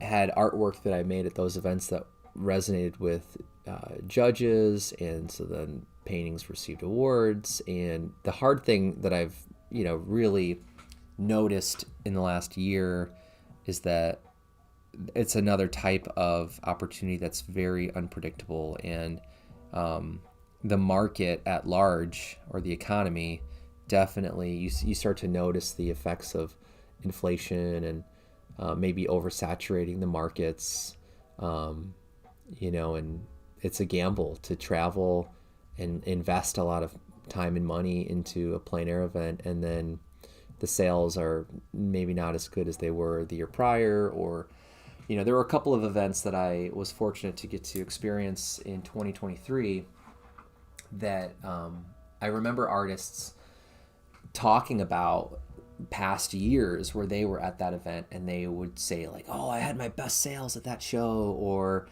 they would talk about the clientele that live in the area and the collectors and how wealthy they are. And it would just paint this image, of like, oh, if you get to do this show, you'll bring home a bunch of income. And you start to kind of get your hopes up, I think, when you hear stuff like that. And obviously the lesson there is like, whatever people say, like, always take it with a grain of salt and be prepared if that happens to you. Make the best work you can make, bring the best quality materials that you have access to and take it seriously, and that way if the timing is right and the right people are there, like everything you could have done, you did, right, to prepare for those moments of success.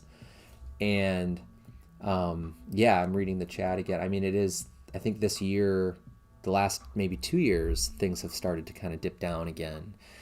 And it's just that side of the pendulum swinging, and for those moments, it's good to have a backup plan, or, if you have a part-time job, it's good to read the market and ask artists and gallerists and be like, hey, is this a good time to go full-time? And, hopefully people will give you really sound advice on those, decisions. But, I've been fortunate the last 2 years to be able to preserve this little nugget of money in the bank, just in case things really slow down. And, I have enough time where it's like, okay, I have time, I can kind of pivot or shift or incorporate another, opportunity to make money. And with the plein air painting events, again,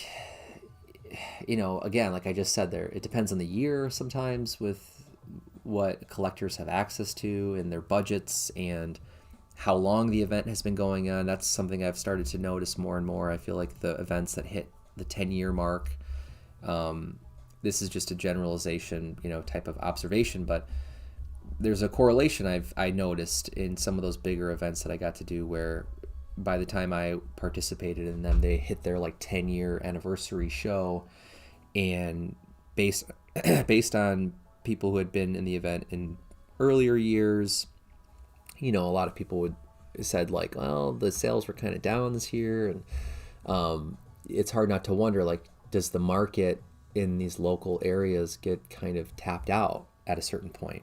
And what do you do if that happens? And you can't predict as an artist how successful the turnout is going to be for a show, whether it's a plein air show or gallery show or whatever, an art fair.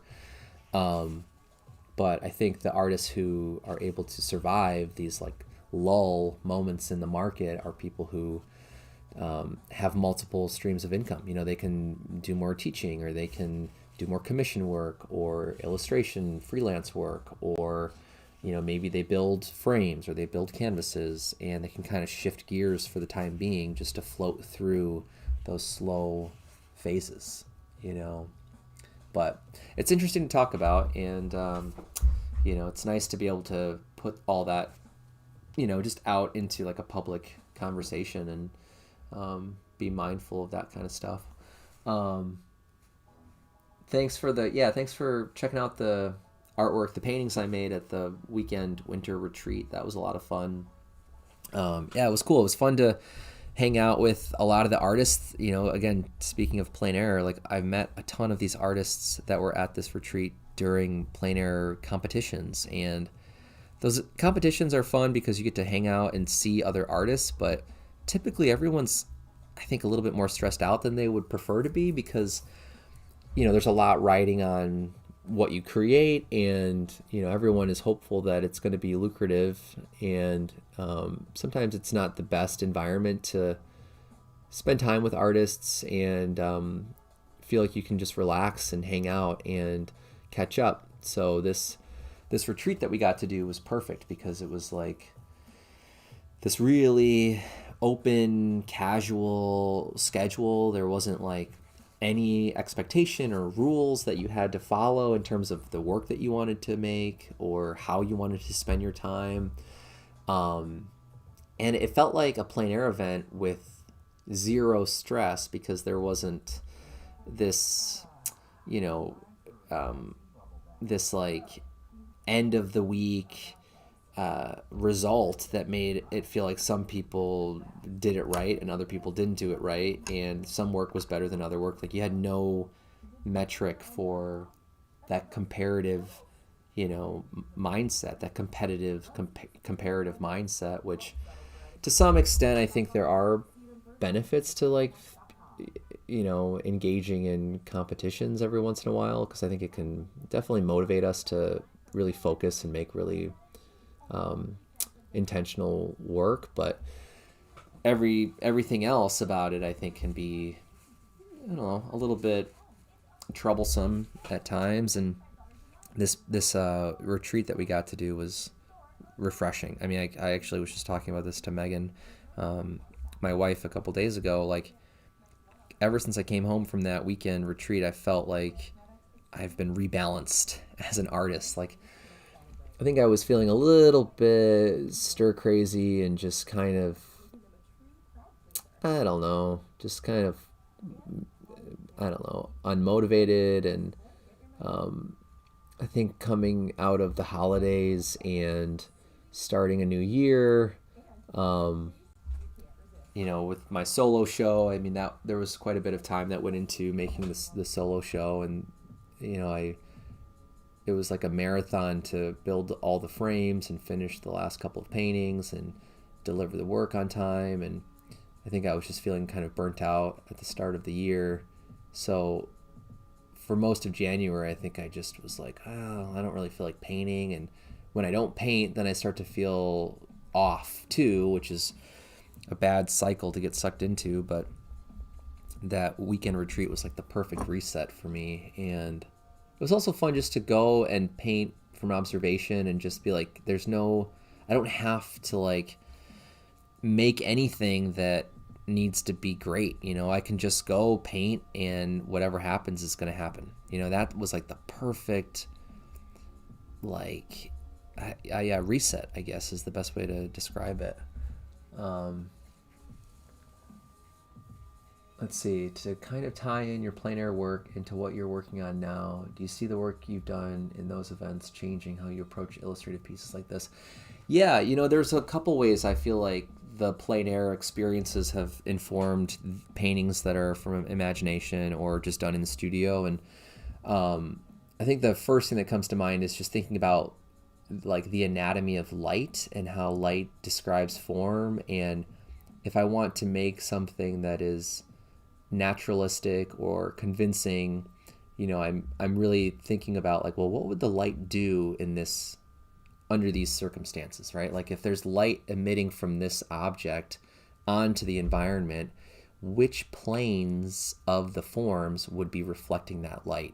And that's something that I learned in school, but it really didn't become as maybe noticeable or routine in terms of like that thought or that question to be like, well, what would the light do? Like to ask that question. That really became more of a routine thing for me by doing a lot of the plein air events and just getting used to like, okay, I'm going to do a morning painting and I'm going to go find something to paint. And you get somewhere and you're like, I love the local color of that building, or I love the texture of the grass or the tree, but because the sun is in this position in the sky, a lot of the interest is kind of flat, or the contrast would be so much greater in the afternoon, or vice versa. If I'm in the afternoon, it's like, man, this would make a great morning painting because the temperature of the light would be a lot cooler. So I became a lot more aware of those nuances of light. And, when I'm painting something like this, like, I'm still trying to be pretty fantastical to some extent. Like, I think obviously stuff like this, like I could probably stare at that long enough and be like, that kind of reminds me of like potatoes in a garden or weeds under a plant or, something else. Like I can start to relate it back to something that is real, but I'd prefer if it stayed more ambiguous. But that being said, it's also really, it's a lot of fun to like push the strangeness of something. And, the more natural the light can read in a painting that's depicting subject matter that's unnatural or invented or otherworldly, the tension starts to rise. It's like it becomes more uncanny, because I think as a viewer we look at it and go, well, I can really see what this is, but I don't know what this is. So there's this weird kind of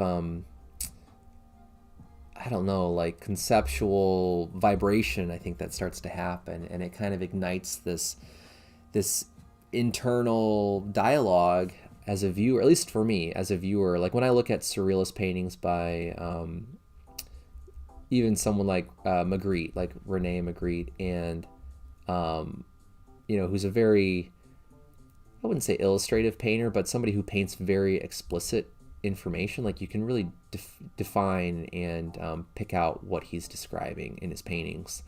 But a lot of times he's arranging things in this like impossible way in terms of physics and, climate and atmosphere and energy and all that kind of stuff, these different forces. And there's this really beautiful like tension that comes, I think, through looking at images like that. And it's like you know that it's not real, but it's described in this very natural way, so you can't help but buy into it and believe it. That artifice leans towards that like weird, uncanny, it's like you have to kind of decide, like, do I believe this or do I not believe this? And if I'm going to make paintings for illustrations like this, I think that's the effect I really hope to achieve, is like someone's going to look at this and go, whoa, that's a weird floating thing above the water, and like if I want them to think that this is like a real thing that could happen or could exist, I have to be really conscious of like, well, what would the water look like? If this warm glowing light is coming from this object, that's going to influence how I would understand and see this very smooth moving like surface of water. So it's really challenging. It's fun and very open-ended, because I don't have a reference image that I'm painting from, and I can just sort of intuitively respond to the painting itself as it's developing.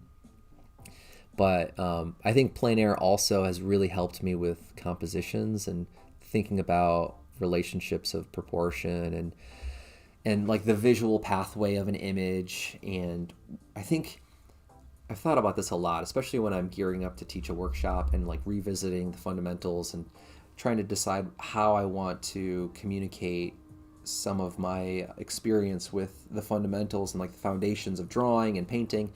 And with composition, I think in terms of plein air, at the heart of making a painting in plein air, we have to decide what to crop and leave out of the space that we're standing in and looking at. Like you could make a painting that's like your entire visual field, and it would have this sort of like bowing outward, like subtle outward effect, like the way that our eyes, observe information in space.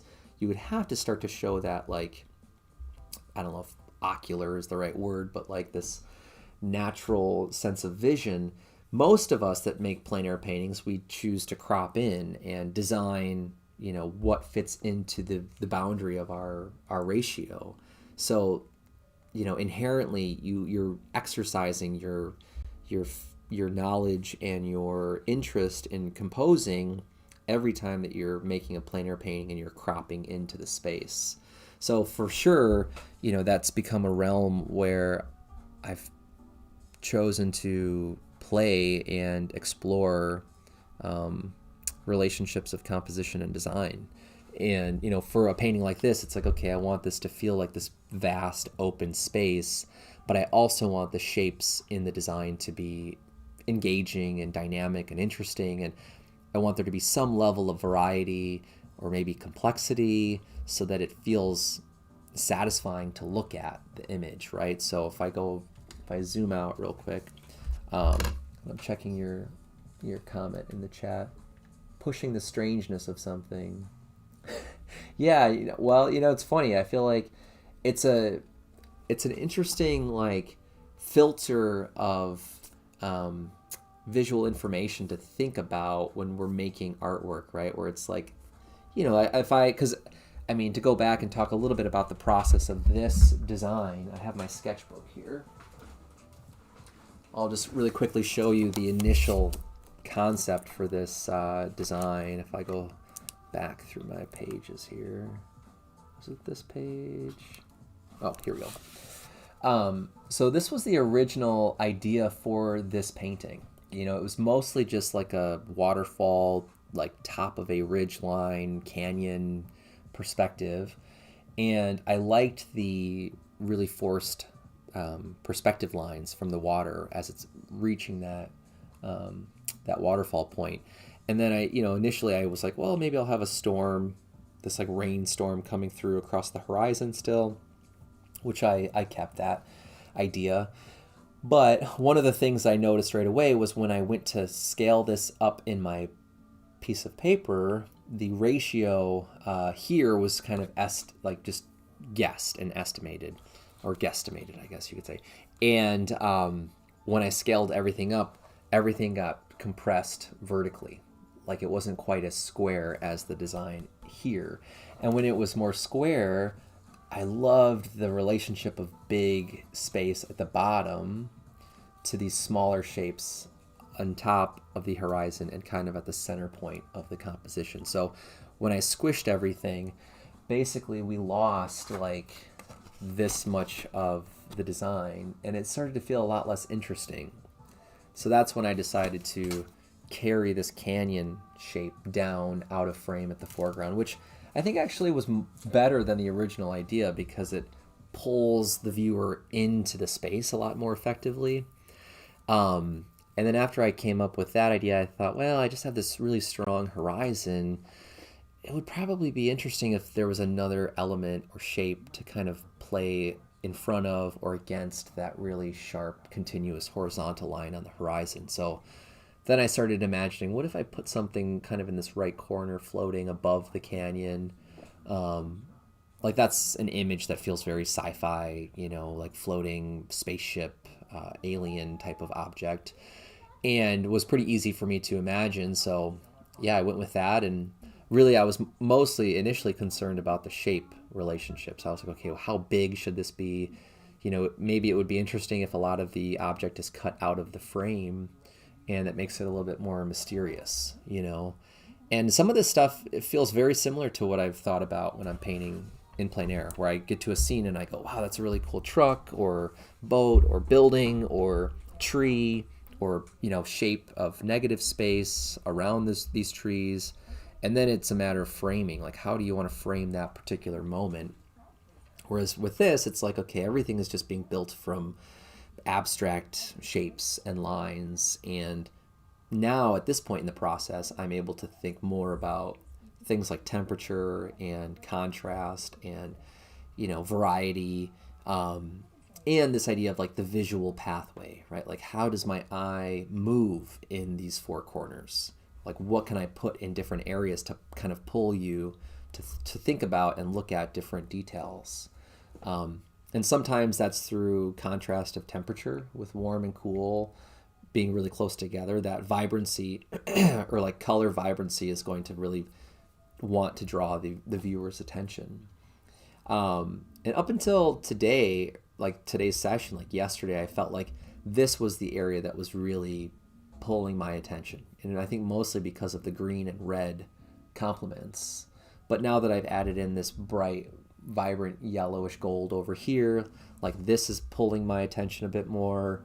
And then this area right now with this salmon kind of red pink color I'm putting in against these cool hues, I think that's starting to also become like, hey, look over here, So yeah, I think with plein air and landscape painting, for me it's always been a very valuable component to how I think about composition, how I think about these ingredients to making images that we always have access to, when we think about space, or we think about volume, or we think about temperature, sensations, how do we create something that has this really intentional type of sensation, like I want something to feel a certain way, and how can I use the tools that come with painting, things like color and value and shape and line and texture, like how can I use these ingredients to say something that's really impactful, and that's where, coming out of the plein air retreat, I think actually reignited that feeling of inspiration for me. Like, yeah, I can really get back into painting with subtlety and nuance and or intensity. Like, how do I really turn up the volume of something in the painting, whether that's chroma or contrast of value, contrast of proportion. This gets back to shape and space. If I want this to feel small, it helps to have a larger element nearby to create a relationship that communicates that idea, like, hey, this is a lot smaller than this, even though this is closer to us. That helps to tell you how big this object is. So that's where I go in waves of feeling inspired on that level of painting, where it's like, oh yeah, we have all these foundational components to painting and making an image that can be the driving force of my creativity and my process for today, or for this month or this year. It's really up to you as an artist to decide, like, how do you want this to inform what you create? And I think the more often we can remember this, the power that comes with the fundamentals of painting, I think the more empowered we start to feel as a painter and as an artist. That it's like, hey, it doesn't really matter what I'm painting in terms of content right now. I can just let relationships of color or relationships of value or compressions of value, like, that can be the thing that really gets me excited and gets me into my studio and makes me want to pick up my brushes and keep painting. And when I teach nowadays, I think that's my goal as a teacher. It's like, how can I help students find that sense of passion or inspiration to see painting through that lens of, like, when what you like visually or aesthetically in artwork and in, again, specifically to two-dimensional art and painting. Like, if there's artists where you look at their work and go, wow, I love the way that they create shape relationships, or I love the way that they move my eye in this really dynamic pathway through the design, or I love the texture of their surface. Like, the key words in those observations to me are always the, like, elemental descriptions. Like, I love the shapes. So shapes are something that, can become a point of study for us, or texture. And as a teacher, it's like creating opportunities to talk about those fundamental elements, I think that's like one of my main goals when I have an opportunity to lead in a classroom setting. And honestly, I feel like it's like mutually beneficial. Like, I come out of teaching workshops feeling really excited and, like, super motivated to employ all of the stuff I just talked about. And I think if an artist can feel inspired and feel confident that they can figure out how to solve problems, to me, that's like the most valuable thing you can get out of a class or a workshop, is walking away and going home when you're alone again in your studio, like most of us painters are, to get home and be like, I just can't wait to wake up and paint, or I can't wait to go and look through this artist book that I have from the library, or this book I just bought, and like feel inspired and take that inspiration into my process. Like, when I hear students say stuff at the end of a workshop, like, I just can't wait to get home and keep painting, that's when I feel so fulfilled and honored. And it's a great reminder that, like, that's the power of painting. It's not like, hey, take this class and I'll teach you how to use these special tools that I only use, and that's why I'm a great artist, is because of my special tools, or here's a method that's, like, going to solve every problem you're ever going to encounter in making paintings. Like, I just never really think that's as valuable. It's like to become fluent in the language of painting, it's like any other kind of language, right? Like once you learn how to speak the language, you unlock this whole world of possibility that you're otherwise locked out of. If you can't speak the language, how are you going to interact with people and conversations and ideas and media that is communicating information in that language? And when we start to see paintings through the language of abstraction, line, shape, color, value, texture, space, form, those are like that's like the alphabet for painting, right? It's like the more we can start to see things as those descriptors, everything starts to reveal itself and unlock itself in our own process. And honestly, it's not even just when we're making a painting, it's when we're looking at paintings. It's like we can then understand at a much deeper level why something is so effective or why something is ineffective.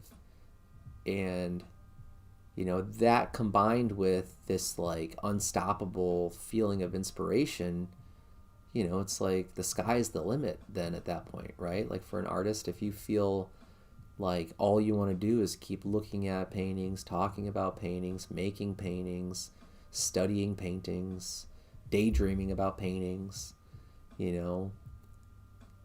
it's like everything's, at your disposal then at that point. It's just a matter of the time, prioritizing our schedule to allow for the maximum amount of application of that language.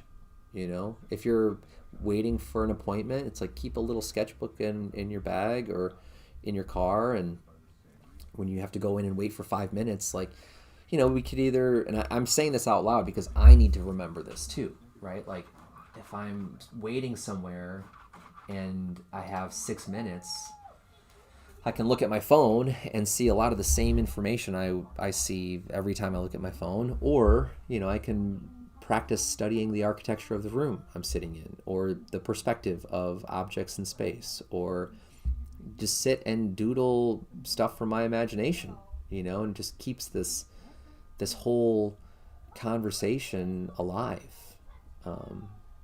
It's kind of like what you were just asking about, Vicky, where it's like what we do or what I'm doing in plein air is going to inform what I do in paintings like this and vice versa. And the more often I'm doing one of the two, it's like everything is going to move forward, not just plein air or not just the surreal imaginative paintings. It's like what I'm doing in this painting with color properties is going to help me when I'm in plein air again, and that's something that I'm practicing a lot more this year too, is this idea of like remembering that every time I pick up a brush and I'm working on a painting, I'm moving forward every type of process that I like to do, whether it's in the studio or out of the studio or woodworking or sketching, it's just using that language of line and shape and color and so on.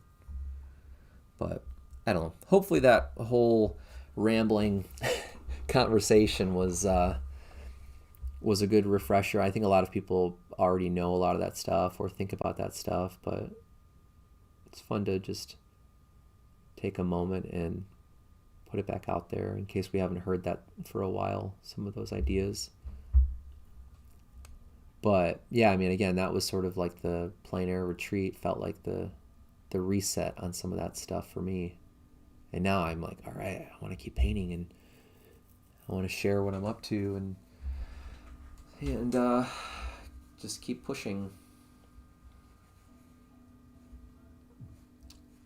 All right, let's see. Let's look at this again.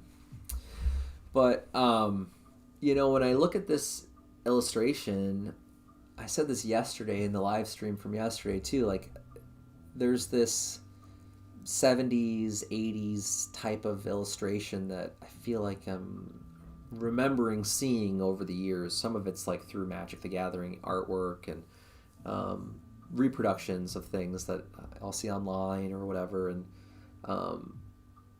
I've always loved an illustration of a sci-fi fantasy subject where you look at it and you kind of, you buy into and you're convinced by the content and the way that it's portrayed, but the way that it's painted is equally satisfying, right? Like the formal qualities of the illustration itself are also satisfying, like, the variety of the shapes or the atmospheric edge quality of some of the shapes or the intensity of the color in certain areas. Like appreciating the object as a painting.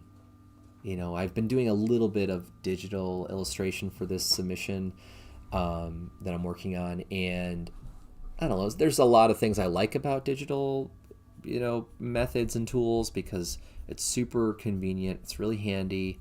You have access to essentially every color, and there's a ton of different brush tools you can use.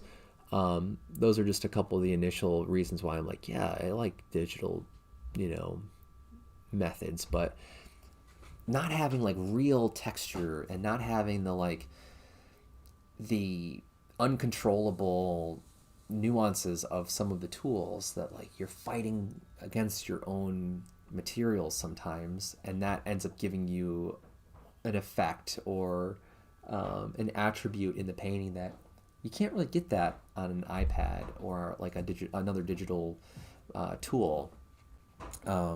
So when I'm like, this kind of has like a 70s, 80s illustration vibe, I think that's probably why. It's because it's all manual, physical materials in all of those, All right, let's try something here. I kind of want to see if I can get a little bit of reflected light on the bottom of this like circular alien ship object that's floating here. I feel like, theoretically there should be a little bit of reflected light down here. I just want to put it in and then see what that does. I might end up painting over it, but it might also help separate it from other parts of the painting too.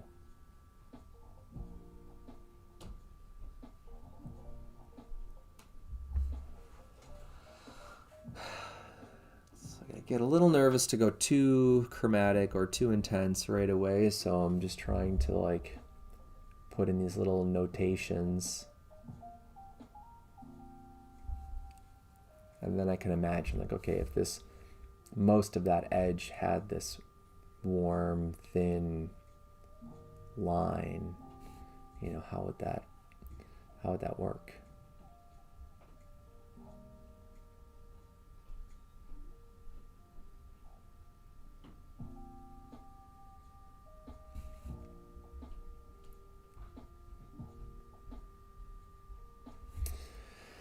This is one of those paintings where the longer I'm staring at a small section, the harder it is to see what's actually happening there.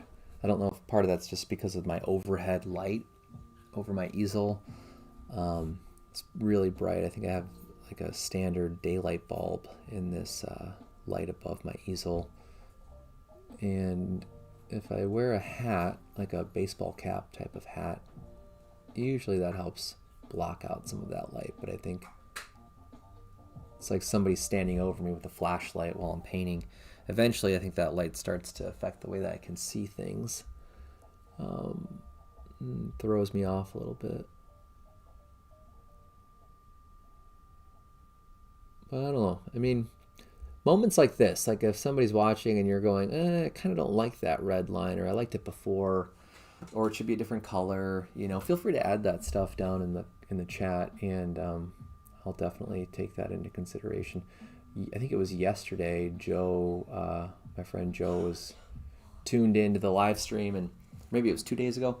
He was talking, I think it was 2 days ago actually, he was talking about this blue shape in the background. I had it as like a very blue color, and it just wasn't really fitting in the painting very well. And through the chat, and talking out loud, we kind of both felt like maybe if it had a warmer glow, like golden hour type of glow, that then that would separate and still work in terms of atmosphere and depth, and it would help the paintings, like the big key temperature breaks in the painting. And after he pointed that out, I tried it, and I'm like, wow, actually, yeah, that's a really great suggestion. I'm glad that you said that. So, don't feel like you're not allowed to share feedback or ideas if you're following along and something comes to mind. I might not try it out or incorporate it into the process, but while things are being developed, sometimes it's nice to know how things are reading. If you want to know a little bit more about the goal, the idea here is like that this object is floating kind of like behind the end of this line. Like it's not above it like this, it's pushed back, but the light is still emitting from that source. So then this plane is reflecting a lot of that light. So I want it to feel a little bit farther back, but I'm trying to imagine if it's like a tubular type of, like a tire, it's like, should there be a little bit of light bouncing up underneath it? It's sort of like if you hold an object under a light and you're suspending that object, on something. If that object has a local color that's really colorful and really vibrant, the light's going to bounce off of that form, hit the ground, and sometimes it'll bounce off the ground and back up underneath the object. So you'll have this like double influence of color shifting happening. And I don't know, so that's something I'm trying to still figure out in this part of the painting. The clouds in the upper left-hand corner, I see a face in there that's giving a pretty ominous vibe. I love it. Yeah, it's kind of funny. I thought about that when I put this little detail in. Like these started to read kind of like two eyes. And I put it in, and it was a pretty bright mark. It was almost as bright as the rim light here. And I was like, oh, it kind of looks too much like a face. I'm gonna brush it out. Because initially I don't think that was something I was wanting to portray, and I might mess with it more and make it look less like that. I think this color in this part is a little too bright and a little too like achromatic, a little too gray. So it really is standing out a lot right now. But I'm glad you said something. I'm glad you enjoy how it looks too, because I don't know. It could be interesting to hide like little Easter egg moments in paintings like this, or whether it's like really discreet or not, to just make something that could be interpreted in ways like that. Where it's like it's really hard to tell if it's supposed to be a face or if it was a face or it's becoming a face. Things like that I think can definitely expand the expand the interpretation and just give the image a bit more like substance to work with. So I'll leave it for now, and then I'll revisit it again at some point and decide what to do. But thanks for sharing that, Vicky.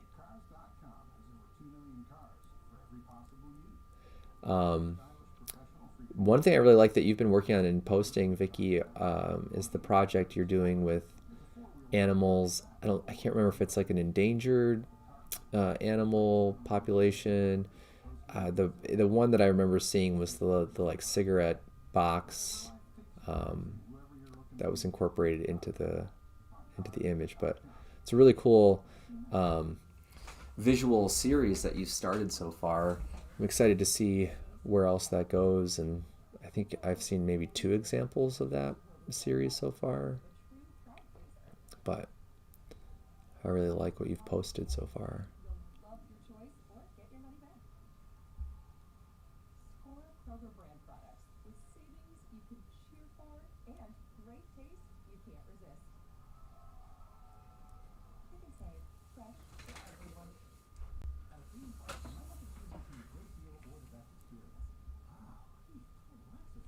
I think what I'm going to do in this part of the object is add in a little bit of a cool reflected light too, and see if maybe that can give us this illusion that this is wrapping around away from us.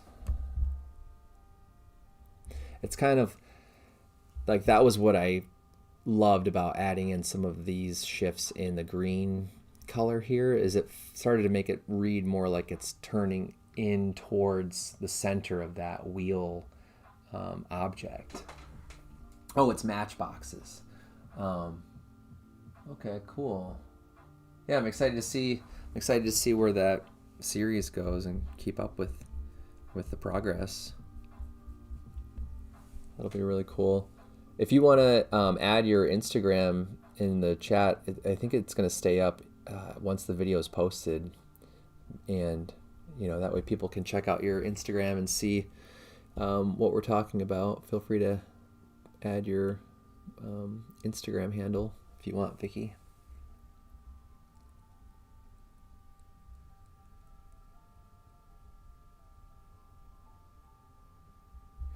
Not that a ton of people are tuned in or anything like that, but in the future, if someone's watching the recording and they're thinking, well, I want to see what they're talking about, I want to see the project, this way they can access it. If you're interested in doing that, feel free.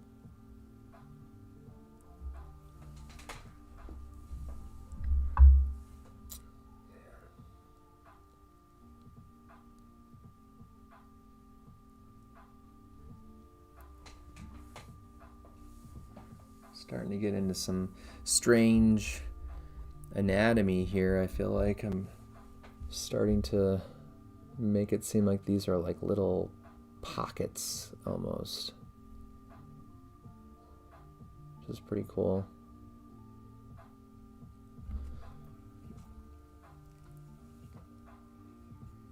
This green and red combination is really satisfying to paint with too. I don't get to paint with these colors very often together like this. I'm using mostly phthalo green for a lot of the greens that are in this section of the painting. But with cadmium red and alizarin permanent and cadmium orange, there's kind of this beautiful muted range between both ends of the temperature spectrum. I think that's one of my favorite things about thinking about color palettes and color relativity. It's like if we just focus on 2 or 3 parent colors, then everything else we mix from those colors are going to be harmonious, because there's a certain amount of each of the parent colors in the new mixtures that we make. And for things like this where it's like, I really want to show the texture and like the volume of the forms with this like weird webby line work, that I don't have to worry so much about like grabbing a different color, different tube for each part of these objects. I can kind of simplify everything and just think in terms of value and chroma, and then focus instead on the shapes and the lines and the form. So that side of it is really enjoyable. Maybe I'll make this a little bit darker, actually. Let's go in here.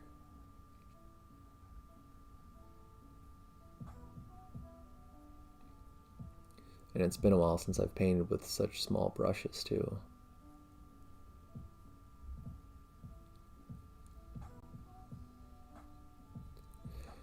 I mean, to be honest, it feels kind of good.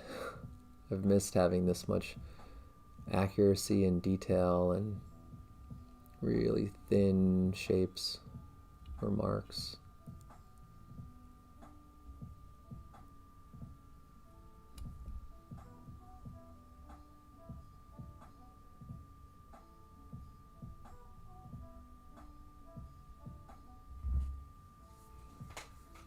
Let's see. Do you have a go-to brand of paint that you enjoy using, or do you have a diverse group of brands?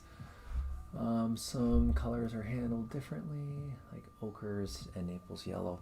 You know, I do have kind of a mix of brands. I try to always buy artist grade paint at this point, and I would say like 3/4 of my supply is still paint that I acquired while I was in grad school through some of the like academic grants that we could apply for materials. So I still have some paint from that. Maybe I don't know. Maybe actually it's like half of the paint I have. It's hard to tell because I have small tubes that I bought when I was like graduating from school in college, and then like that year or 2 years between undergrad and grad school, most of the paint I bought was small tubes. And since grad school, I've been mostly using bigger tubes because I've painted larger surfaces and just making more painting. So, you know, in terms of my investment, it helps to just buy in bigger quantities. There's a lot more bang for your buck. But anyway, I've got tubes from Gamblin, Rembrandt, Michael Harding, M. Graham. I like M. Graham's paint because it's really oily and buttery with the walnut oil that they use. So it glides and moves really smoothly in my paintings. But I only have, I think, like 4 or 5 colors from M. Graham. I also use M. Graham's gouache. So I've thought about this before. I'm like, what if I just picked the same palette from M. Graham in gouache and oils? That would really make everything pretty streamlined and consistent with my paintings and my, at least between gouache and oils. I have some tubes from Richardson that were picked up from a what do you call it, like gift certificate that I received from, I think, a plein air show at some point. I don't typically use their paint very often. Occasionally I'll use some of their paint, but I've noticed it's pretty oily too, and I generally like paint that's fairly stiff. It's funny, I just talked about M. Graham being kind of oily, but you know, it depends on, I guess it sort of depends on what I'm working on. Like for this type of a painting, it's nice if things are pretty oily and, you know, the paint is like ready to be glazed with. Because I'm thinking in very thin layers of gradation and changes in the properties of the shapes. But on bigger, like plein air pieces especially, it's nice to have a paint that's a little bit drier and thicker, just for the way that I like to paint. It's, you know, I'm interested in texture and working more opaquely when I'm painting in plein air. I kind of feel like I've started to think of my oil paintings in plein air almost like a pastel type of artwork, where you're working in like single colors and overlaying them to have these different relative perceptual effects in terms of light and color. And then on top of that, I'm interested in the like physical texture of the surface. So thicker paint just opens up a really, you know, beautiful vocabulary of mark making and texture and edges and that kind of stuff. Gamblin's paint, I feel like, is pretty dry compared to like M. Graham or Michael Harding even. Like I bought a big can of ultramarine blue from Michael Harding because it was like $150 for this giant can of ultramarine blue, which is a color I constantly use. And like per ounce, it was like $4 or $5 cheaper for that color if you buy it in the can. And then you've probably seen some of my posts on Instagram of tubing up my own paint, and super easy and simple to do as long as you have a space where you can do it. And depending on the pigment, you know, it's good to wear gloves and be careful with handling that much of a heavy metal, for example. But ultramarine blue is a pretty safe pigment. And I just bought a bunch of empty aluminum tubes from Blick, and those are pretty reasonable too. I think like the big one, I don't think it's 150, but it's probably like 135 milliliter tube. With those tubes, I can just, you know, take the paint out of the big can and put it into empty tubes with a palette knife, and then crimp the end of the tube, and I've got basically like store-bought tubes of oil paint, but I paid a lot less per ounce, which is nice. So yeah, I mean, I think the most important thing, especially if you're using really high tinting strength colors like the cadmiums or cobalt or cerulean, it's good to have artist grade paint. I know some professional working artists that will use student grade paint for like their white and their earth tones, and it's sort of a personal preference, I think, for those artists. Or like, I think what happens is you start to get used to the properties of certain colors and brands and consistencies of paint, and then it's hard to just keep changing. And depending on what you're creating, like I think in the plein air circuit, I think a lot of people hit a point where they've kind of got like this routine and system where they don't have to worry so much about like getting used to a type of paint or brush or panel, and they can really just focus on making the painting, which I think is really smart. It's like you don't want to be out there during a plein air competition trying to get used to new tools and they're not working out because it's very different than what you're used to. And I mean, obviously I think experimentation is really key for creativity, because you might do that and be like, wow, I really love how this painting turned out, and a lot of that is probably just because I didn't have as much experience, or I wasn't as familiar, or I didn't have as much control as I'm used to having with that type of tool. So it depends, but I could see it from both perspectives. But yeah, hopefully that answers your question about the paint. I mean, I also use Utrecht for some of my like umbers, although I just recently, this is going to sound really kind of ignorant and stupid, but I've been using raw umber on my palette pretty consistently for like 3 years now, and prior to that I was mostly like a burnt umber painter. Not that there's a huge difference between the two, but I never realized that a lot of the raw umber paint that you can get has lead in it. And I was looking at one of the tubes a few weeks ago and I'm like, does that say it has lead? And then I was like trying to remember if I ever like scraped or sanded down paintings that had raw umber. It's unlikely that I did, but it's a color I never would have assumed to be that toxic on my palette. And it's a really beautiful color because depending on the brand and the sourcing of the pigment, sometimes it's a really warm brownish color. Other times it's more of a green, olivey green kind of color. But I like it because it's not so intense in terms of temperature compared to burnt umber. Burnt umber is such a warm, dark brown that sometimes I want the darks to be cool or neutral. And then I'm like adding a ton of ultramarine blue or alizarin to like combat the temperature situation in the dark colors I'm using. So just like a side note on raw umber, but I'll use Utrecht for like my umbers, or I think I don't know, maybe like alizarin or one of the other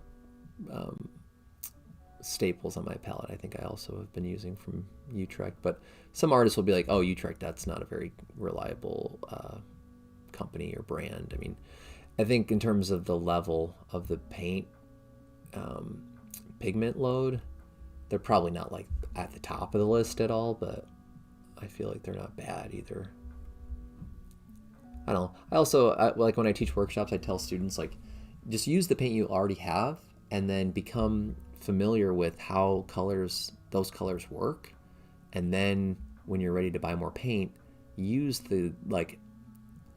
use what you've discovered to inform what you want to incorporate into your palette, whether it's a new color or it's a different level of graded paint, like more of the artist graded paint, because maybe you're someone who likes to paint with very thin layers of paint, and the tinting strength as the paint gets essentially diluted and stretched, right, the intensity of that color starts to fade regardless of how strong the pigment load is, because you're removing the amount of paint that's being dragged across your surface, whether it's with a brush or a palette knife or whatever.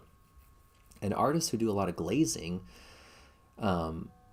typically use really high pigment loaded tinting strength colors because they're thinning out the paint to a degree where if it doesn't have a lot of tinting strength or a lot of pigment in the paint and you thin it out, there's really not a lot of intensity there.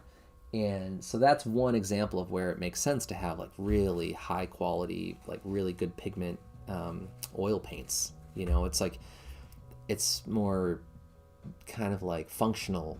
And then other times I'll hear artists be like, oh, I can only use Vasari or Michael Harding. It's like the best paint there is. And I don't know, maybe they really genuinely believe that. And other times I suspect maybe it's just like what we tell ourselves, or it's like that's why this artist is so successful, is because they use the best paint, you know, on the market, or like the most expensive paint on the market. It's like, even if you have the best, you know, high quality, handmade, hand milled pigment paint, you know, that doesn't come with a masterpiece painting. You still have to make a great painting, you know, and all of the real solutions that you have to come up with when you're painting all deal with those variables I was talking about before, those art elements, you know, and arranging and combining abstract elements of, you know, artifice through this illusion of space.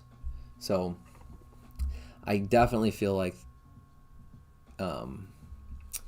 when somebody's like starting out, or like you have paint, it's definitely good to just keep using what you have. And I don't know, I think I also feel that way because I'm the kind of person where, like, growing up, I always felt like, man, if I just had this type of skateboard, or if I just had this type of guitar, or if I just had this type of video camera, then I could make X, Y, or Z, and it would be so much better than what I can currently do.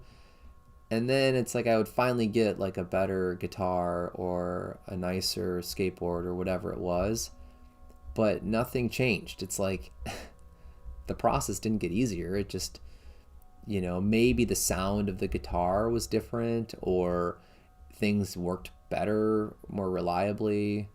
You know, it's like my fingers still had to make the chords, and I still had to, you know, learn the songs or whatever it was I was playing. You know, and I've always felt like the best artists are people who can, you know, they're kind of like chefs. And I've said this, I've used this analogy a lot when I'm teaching. You know, like everyone probably knows someone who, like, we would say like, oh, they're a great chef. You know, they're a really good cook. They can make anything taste good, you know. And typically what we're saying then is like, this person has the experience and the knowledge to walk into like anyone's house and use the ingredients that are there, and they can whip up something that we're gonna like, you know. And I think there's a correlation that definitely relates back to painting, where it's like the best artists are people that can probably use just about any type of material and make a really interesting and impactful painting, because it's not really about the quality of the stuff. It's about combining the strengths and the weaknesses, and understanding the relativity of the ingredients, right? It's like a great chef will be working on a dish and go, it needs to be sweeter, you know, or like there's not enough of this one ingredient, and then they'll make a slight adjustment, and all of a sudden it's like well balanced and well rounded and more complex, and, you know, just better, you know, in some sort of way. And I think that painting has a similar type of logic to it, where it's like, you know, once we just start to see that everything's about these relationships of big to small, warm to cool, light to dark, long to short, you know, smooth to rough, and so on. You know, all the other stuff kind of is secondary, I feel like. So it's, I don't know, it's a fun analogy to use, because I feel like a lot of people can think of someone where you're like, yeah, they're a really good chef, you know. And like, I have seen them do that. Like, they don't have an ingredient that they thought they needed, and they still made it work, you know. And like that sense of problem solving and, you know, intuitively creating, You know, it's like you can't just go buy that from the store. You have to gain that through experience and through trial and error. And like, you've already tested all the other ingredients and you know that this is probably the best one, you know, or this is going to help fix whatever problem you have. And I also think I've said this a lot in workshops recently in the last year, like simplify as much of the process as you can. You know, I'm just talking openly to everybody who maybe is also a painter or someone who, you know, wants to keep improving. This idea of simplifying our process, like just saying that sentence alone feels kind of maybe obtuse and just sort of like a little too generic. Typically during like presentations, during a workshop, I'll have like at the start of the workshop, I'll have a few slides that are kind of like, these are big like mantra thematic words for us for the whole duration of the class, whether it's a 2-day class or a 4-day class. One of the words that I've been presenting lately is simplify. And, you know, my hope is that by starting out the class with that focused, attentive,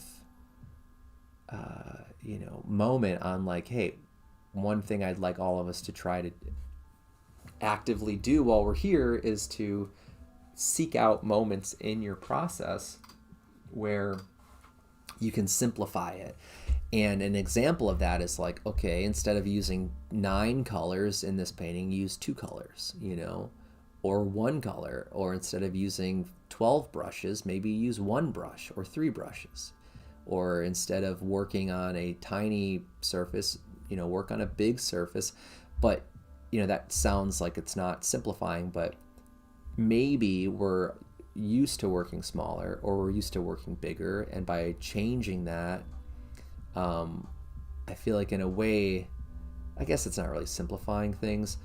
That's more just like trying new things just to learn something new and working outside of our comfort zone a little bit. But I guess going back to simplifying things, you know, another way that we could think about that is like, you know, while you're composing your image, like simplify in terms of the number of shapes that you're going to start out with as the foundation of your design. Like think of a composition that has 3 shapes, you know, but make it interesting, make it dynamic, make it tense, or make it feel a certain sensation.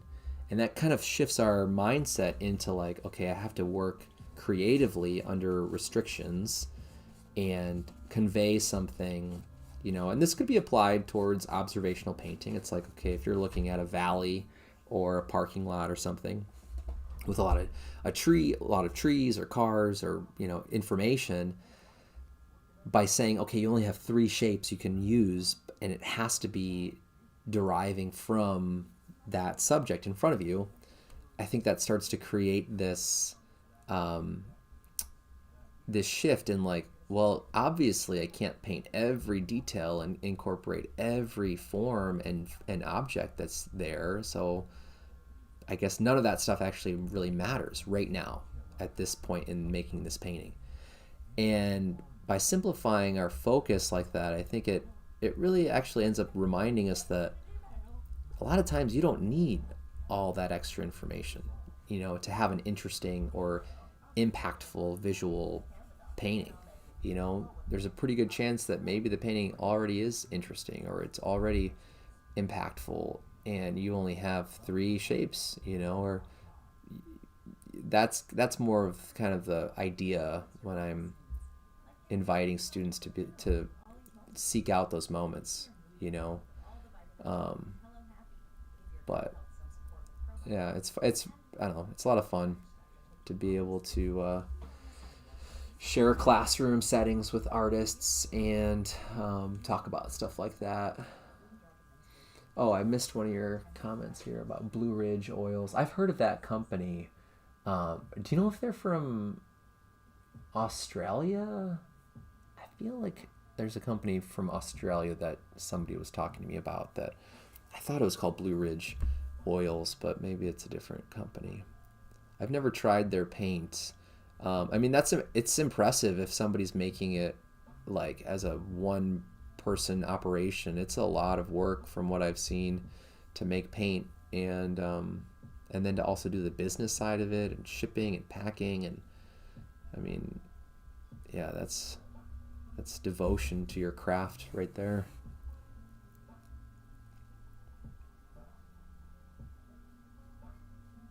I don't know. I guess I think it's interesting to talk about like paint brands, and what I always think is really kind of funny or strange is like, because I talk to artists about their tools like this pretty often, I guess, like especially during an event where we're just standing around talking about process. And it's funny because I feel like oh yeah, Andrew Tischler. Oh, it's North Carolina. Oh, that makes sense. Yeah, Blue Ridge Mountains. But oh, okay. So that must have been where I was thinking about the Australia New Zealand connection. Maybe I'll try out a couple tubes from that brand at some point in the near future. It is fun. I mean, a friend of mine from Stevens Point, an artist. His name is Daniel John O'Neill. He's a really incredible figurative painter. And he was kind of like a mentor for me while I was in Stevens Point for like a year after I graduated, and he's been super encouraging and supportive of my artwork ever since, and I'm lucky that I connected with him. But what I'm gonna say is that he last time I saw him, actually we started talking about paint companies and brands, and he's like, what kind of paint are you using, and I was like, well, and I kind of listed off a lot of these same brands, and it was funny because he started telling me some stories about some of these paints that he's been testing and trying out that he's been buying on eBay, and some of these are companies that don't exist anymore, but they're companies that he remembers trying out or hearing about, I think when he was like in school in I think in the 80s. He went to Madison for grad school, but anyway, he was telling me about that, and I was like, wow, I never really thought to think of, I never thought to look on places like eBay for oil paint, but I think sometimes people are doing like estate sales, and then they'll find a box of old paints. And the cool thing about oil paint is that it really, if it's sealed and like the cap is on, it'll last a long time, I think, before the oil starts to spoil or go bad. I think eventually it can kind of smell rancid and go bad, but I don't think that happens for a really like 100+ years. So you can find tubes from like the 60s and 70s, I think, that you can still paint with, and depending on the brand, there's probably pretty decent pigment load in some of them. But he actually, when I was in grad school, I think it was in the first semester of grad school, he reached out to me one day. I think he had texted me and said, hey, what are your like main colors that you use on your palette? So I sent him, I thought he was just asking just to know, and out of curiosity. So I was like, oh, I use like these 9 or 12 different colors. And then he was like, okay, cool.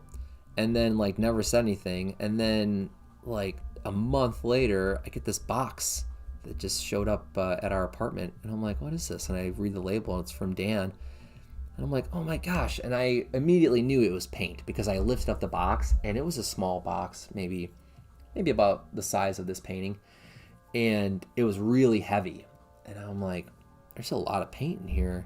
And I opened it up, and there were like 15 or 16 big tubes of Dana oil paint, which is a brand that I don't think exists anymore. But he wrote a letter and was like, hey, hope you can use some of these paints. I bought a huge box, and I took all the colors that I wanted. This is what was left, and yeah, enjoy. And I'm just like, what the heck, And I didn't have that much paint at the time, so it was like really, really a perfect timed gift. But yeah, so when I say he's been supportive, I mean it. Like, he's been really encouraging. I feel very lucky that I've met people who are that generous, not only in that way, but also just in like their knowledge and their time. he's the first person that told me about Antonio Lopez Garcia, who's like one of my top 3 favorite painters. And when he first brought him up, I was like, who is that? And he was like, you don't know Antonio Lopez Garcia? Like, he was shocked, because before I had heard of Antonio Lopez, I was making paintings that I remember Dan saying something like, you definitely have like a Spanish painting style, and I was like, what does that mean? And in school, I didn't study Spanish painting or European painting. I studied mostly Eastern art, like India and China and Japan. And so I kind of missed out on a lot of the Western, timeline of art history. And I kind of regret that, to be honest. I kind of wish I would have done both, because I mostly paint in Western styles of painting. But anyway, this is a long story. He told me about Antonio Lopez and Velasquez, and really opened up my pool of influences. So I owe him a lot, which is really cool. But yeah, I think if people ask you like what's your palette, you never know what might come of that. That was definitely one of the big takeaways. I was like, holy smokes. And I remember because I just started grad school at Michigan State. It's a pretty small program. I had one other painter in the program that was in the same year as me, and then we had 2 other artists with us. So for our 1 year or like class in the grad program, there were 4 of us.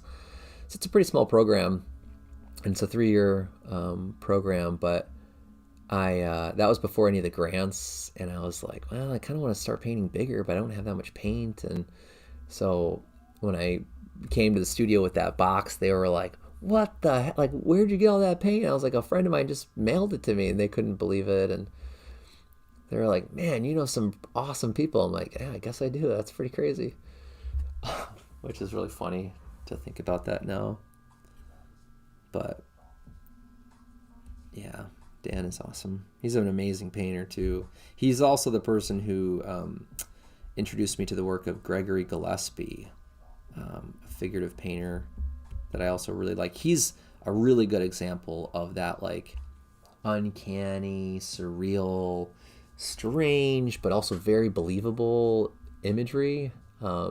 He's definitely influenced some of the paintings I've made. I mean, even stuff like this, I feel like I could point back to stuff I've seen, reproductions of his work that I've seen, that are like very surreal and like automatic drawing types of paintings where you're just working pretty abstractly until you start to see things in the shapes, and then you start building up the illusion of a form or a subject, but in the beginning of the process, typically you're sort of intuitively moving paint around and trying to find the foundation of the shapes, kind of like Max Ernst, who I was talking about in the last live stream. When I was in grad school, I was looking at a lot more surrealist painting. People like Giorgio De Chirico was a painter I really liked a lot when I was looking at a lot in grad school. It's like metaphysical paintings. But yeah. Oh yeah, Zoe Frank. Oh my gosh, I know, she is a beast of an artist. Like, she's got to be like one of the top. It's weird to like say this about artists, but for me and like people who influence and inspire me, she's got to be like top 5 living painters today. Just if you just think about the scale that she's making her paintings at, it's super impressive. And the quality, that's not true actually. I was about to say I've never seen her work in person, but I did see a couple of her earlier still life pieces when she had artwork in the group show that I was in Eau Claire last year. I've never met her, but she what was I gonna say? She had like 6 or 7 pieces in that show, and that would have been really cool if she was able to come to Eau Claire and cross paths. But someday I hope to meet her. She's really inspiring. I just really admire artists who just kind of like do what they want and keep experimenting. You know, you can tell, you know, yeah, exactly what you're saying. It's like she's mixes realism and abstraction. And yeah, I mean, the paintings that were in the show, they were really interesting and dynamic and like well-made paintings, but they were not in the same line of process to like what she's been doing over the last 2 years, where she's like taking, from what I understand and what I've heard, she's taking a lot of influence in terms of compositions from masterpiece paintings, like multi-figurative big paintings, but then doing kind of like a contemporary twist on them. And that might be like the worst the worst way to describe her work, but I think that's like based on the like videos I've seen from her like workshops and like lectures and stuff, that sounds kind of like what she's been doing. Like she's been pulling inspiration from art history and then, you know, making these massive multi-figure Americana kind of paintings, it looks like with barbecue parties and pool parties and like these group moments. And yeah, I mean, it's just so inspiring the way that she's working. But I definitely hope to see some of these big paintings at some point in the future. But yeah, I'm impressed and super inspired by her work. But anyway, yeah, there's always, I mean, this is one of the cool things about painting. It's like there's so many artists who have done interesting things or are currently making interesting things that we can tap into as like a, you know, a point of inspiration, you know, and just to like keep feeding ourselves with, you know, these ideas of like, you know, like possibility, right? It's like, and I think this goes back to like teaching and learning and like the philosophies within that part of painting, where it kind of, I mean, it relates to so many things that we've talked about today of like diversifying your income, right? Like try not to be too, put everything into one basket. I think learning is can be beneficial in a similar way, where it's like, why not look at, you know, surrealist painters and abstract expressionist painters and, you know, Indian painters from, you know, 800 years ago, and like comic book artists and graphic, you know, illustrators, and think of all of the work through the lens of abstraction and like, you know, relativity of everything else I was talking about. And pretty soon it's like everything we look at is food for our process, you know, and food for our communicate, like the way that we want to communicate something in our work, you know. And that's another thing I think that's helped me find success in the plein air context. Like I think coming from a background that's pretty studio based and takes a lot of influence from studio based painters, like my definition of plein air painting was always a pretty varied, I guess I would say. Like, you know, I know a lot of the big names like Sargent and Richard Schmid and, you know, some of these like Sorolla, like these big names that people often credit as being inspiration or influential for their process. And I love their work for different reasons too. And, you know, but it's interesting to think about the process of plein air painting through the lens of someone like Rothko or, I don't know, like another, like Motherwell, or like a big abstract expressionist painter. And it's like where you're not really thinking about form and, you know, what's the word I'm thinking of?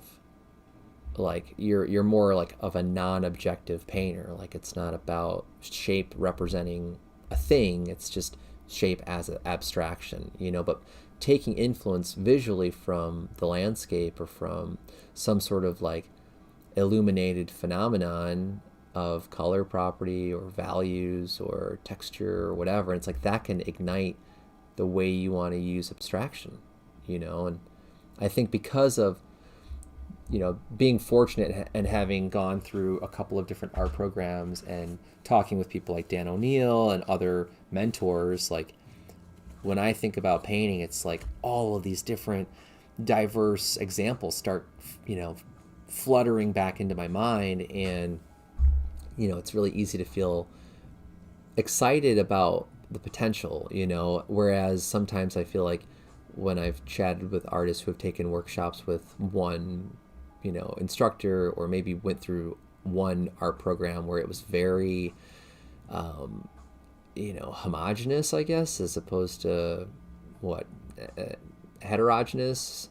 I think those are the right words, where it's more singular, and like there's a all-encompassing philosophy of like, this is the one way to make a painting. I think it can be tricky where our process sometimes can feel predetermined, and I'm very grateful that at Point I had a painting faculty member, Rob Stolzer, while I was there, and he was one of the first professors I remember really introducing me to that idea of like process being what's the word, kind of like exploratory, and very unpredictable, where it's like, why not work in a way where you don't know the outcome of what you're trying to do, where it's not like you're trying to make this object match this internal mental destination, and I'm grateful that I had a professor like that when I did, because I think I could have seen myself getting deeper and deeper into like, well, it has to be accurate, or it has to be picture perfect, or I can't bend the process and work outside of my expectation of what this is supposed to be. It's easy, I think, to mimic our teachers, and if you want to keep your process engaging and surprising, then it definitely, I think, can help if you have a varied example of reference points or instructors. That's my experience anyway. I feel like that definitely has helped with some of the plein air work I've made, and I think unintentionally, I think things got noticed within the context of plein air, because it was like, oh, that's different, or like, oh, I didn't think about incorporating that idea. And not that I originated anything, I think it was more so that less people were painting from the background of influences that I was painting from, and I mean, I've had some artists be like, oh, that's a great way to stand out, as if like that's the reason to make a painting like that, and I've gotten better at saying like, well, actually, this is probably how I would paint either way. I just wanted to make a painting like this. Like, I didn't want to just make something that was going to feel different, I think part of it too maybe is like, with anything, I think it's easy to get kind of bored if we just feel like we're doing the same thing over and over and over, or seeing the same thing over and over and over. And I feel like sometimes a motivator for me to try something in my process is just to see this different thing, like I was talking about with Rothko, and like combining these different ideas of process or style or whatever it is. It's nice to be able to be like, I'm gonna surprise myself today. I'm gonna end up with a painting that I can't really predict, and hopefully I'll like it. But if I don't like it, that's also why I'm doing this, is because I don't know, and when I started teaching, that was something that was difficult for me to kind of wrap my head around. Is like, well, do I teach students like a formula and like a recipe that I feel like will work most of the time? Like, I could see the value in that, but this goes back to what I said earlier of like, if a student can walk away with confidence and like this feeling that like there's so much possibility in their process, then it's like, hopefully they'll paint every single day, and like by doing it, you find your way, you find your path as an artist, and you realize what you don't like. And I think that's really the more important part of that, side to our process, is like moving away from some things because you're like, I've done that, or that doesn't feel challenging enough, or that doesn't feel surprising enough. You know, I want to see something else, or I want to keep pushing, and I want to not feel like I could have predicted this. Like I want to let go of maybe control, or I don't know. You know, it's another interesting component to painting. Let me see the comment here. Oh my gosh, I'm glad you like that refrigerator painting. Yeah, that was a painting I think too that kind of caught some of the community off guard a little bit. But man, when I drove past that refrigerator and it was like leaning away from the road, and it was in like this big open field area, I'm like, this is a really perfectly placed muse. But thanks, Vicky. That's really nice. Well, and it was a painting too where I'm like, this could backfire. People could think this is kind of hokey or kind of stupid, or, you know, it's, you know, maybe they'll just, I don't know, maybe it will not land, you know. That was sort of, there was a little bit of a fear at first, but then I was like, you know what?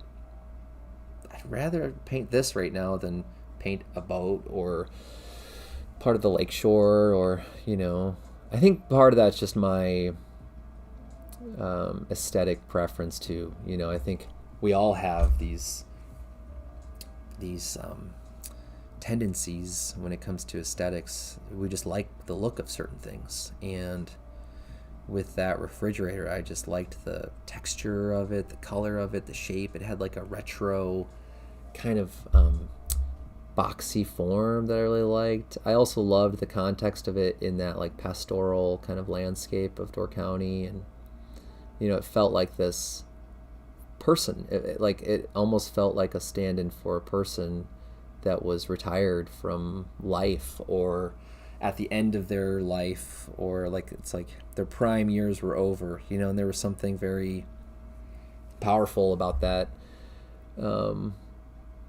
that image in my mind. Not that that was what I wanted the painting to represent, but I think looking back now, I think that was definitely something I kind of felt when I was painting it, which is kind of funny. Oh my gosh, that's right. I forgot about that artist that artist interview day where people were asking if I opened the refrigerator, and at the time I didn't.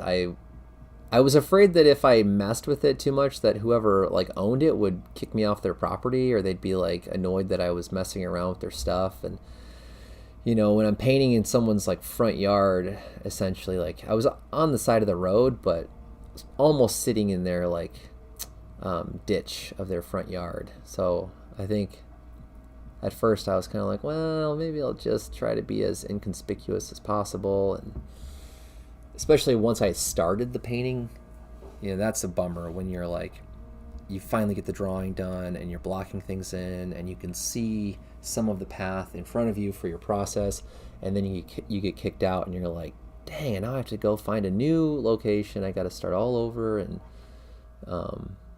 so I get a little nervous sometimes if I'm like in someone's yard almost, and I'm like, technically they probably could kick me out if they wanted to. I did open it though. I think the day that I went back to finish it before I left, I'm like, I gotta see what's inside of this. I think technically it was a freezer, but I always said it was a refrigerator. But yeah, I mean, it had like stains all over the front door. But yeah, it's pretty funny to think about. I'm glad I did that, you know, and it worked out for sure. And I'm glad that the couple who bought it have stayed in touch with me ever since. They actually, they're from, I think they live in Illinois for the majority of the year, and then they come up to a summer house in Door County. But they, last year at the start of the reception in Door County, they were chatting with me and had asked, like, are there any other plein air events that you like to do in the Midwest that you think we should consider attending?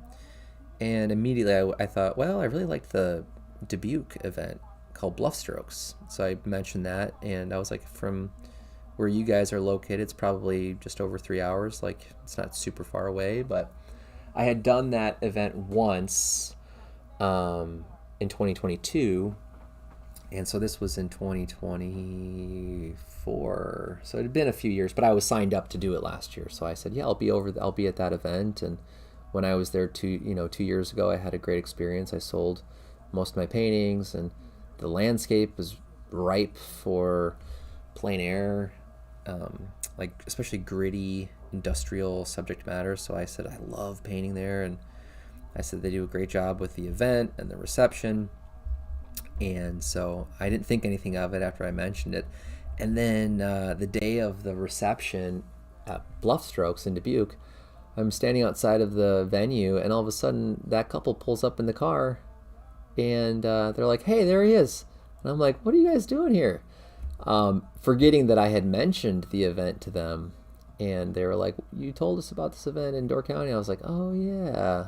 It's like, wow, you guys came. And they spent the night in Dubuque and came to the show. I think they had a great time at the reception and meeting new artists. And, that was the moment I realized, some of the people that come to these plein air events are serious art appreciators and collectors. And it's not just about supporting the school or like the community. For them, it's a big deal. And it was really good for me to experience that, I think, because it sort of reminds me like, hey, I'm inviting someone into my work and my process, and they're taking it seriously, so I need to take it seriously too.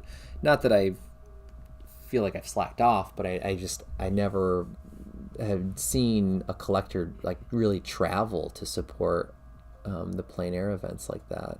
I'm sure it happens occasionally, but that was a first for me. So it was really cool that they came to support the show. They bought one of my paintings in Dubuque too, so now they have at least two of my paintings.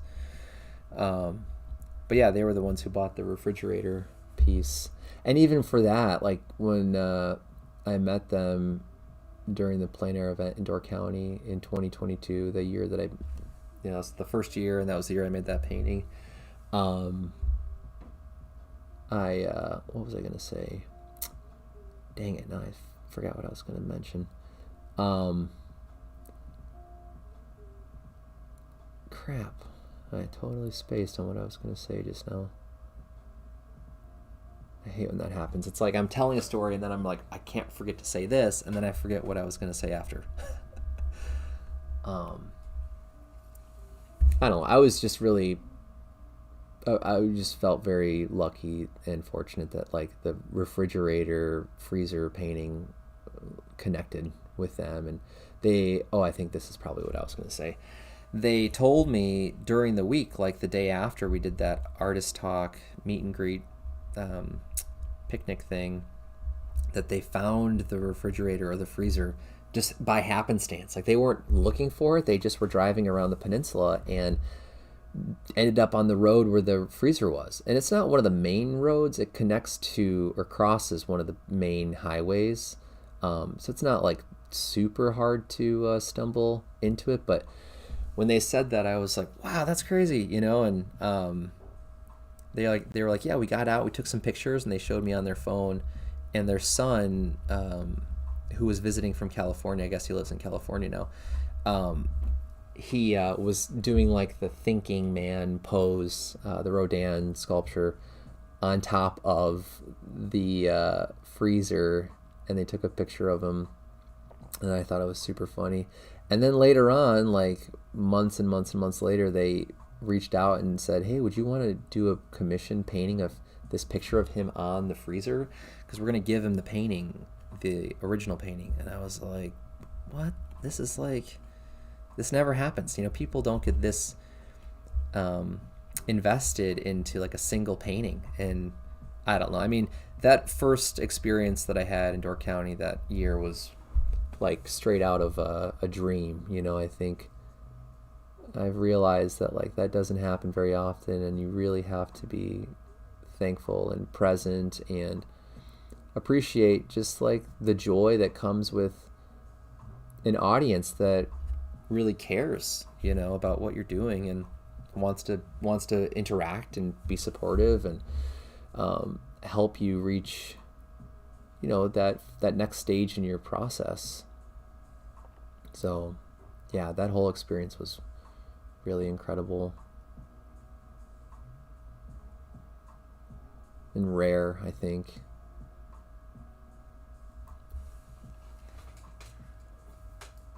But now I'm working on this little glowing. I'm imagining, like, you know, sometimes if you're looking at a lake or a pond in the summer and the sun is setting and the like cattails or the grass like almost disappears in at times in front of the really illuminated water or grass or something. And I'm trying to figure out like how much of those stems or like stalks of the cattails do I want to actually show. I really like what happened in these ones here. I don't know how visible that is since I'm backed up pretty far with my camera here. I guess I can bring us a little bit closer. Adjust this. But we're almost at 4 hours, so you know, I think I'm probably gonna end this at 4 o'clock in about 10 or 13 minutes and wrap up at that point. But I appreciate everyone who's tuned in today and who supported the live stream. It's been a really great afternoon. Huge thank you especially to Jan and Vicky for interacting with the chat during the live stream. It's fun to be able to have conversations about what I'm working on, or you know, bigger philosophical topics like that. It's really fun. It makes the afternoon go by quickly, but in a good way, you know. Yeah, otherwise I'm like, what would I be talking about? So thanks for interacting and hanging out and spending some of your Saturday with me. It's been really fun.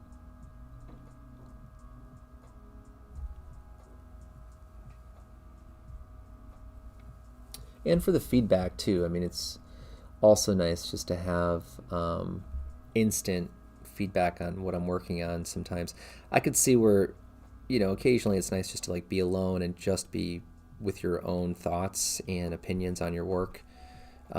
But for something like this, where I'm like, you know, this is really intended to be interpreted by other people. I mean, that's kind of obvious for all artwork, but sometimes we're making something and it's really just about like our own definition of that thing. And then it doesn't matter what anybody else really thinks, or, you know, it doesn't influence what we're doing in the process as much. But with something like an illustration project, I think it's got a little bit more of a shared communication role, right? Where it's like, I kind of want everyone, excuse me, I want everyone to interpret it in a pretty similar way. So it's a lot more didactic and like straight to the point. And I mean, that being said, it's fun to also have these characteristics where it's like, oh yeah, the cloud kind of looks like a face, or it has this type of a feeling or sensation. You know, so having this instant feedback is really, really nice. I hope you've been able to get some things done too while I've been painting, Vicky. Like, I don't know if you're also painting right now. And I know Joe, my friend who tuned in through or into the last 2 live streams for this painting, I think yesterday he said he was also working, which is nice, because then it feels almost like a shared studio to some extent, you know, if you can just be like, I don't know, chatting a little bit through the chat and typing up ideas or questions.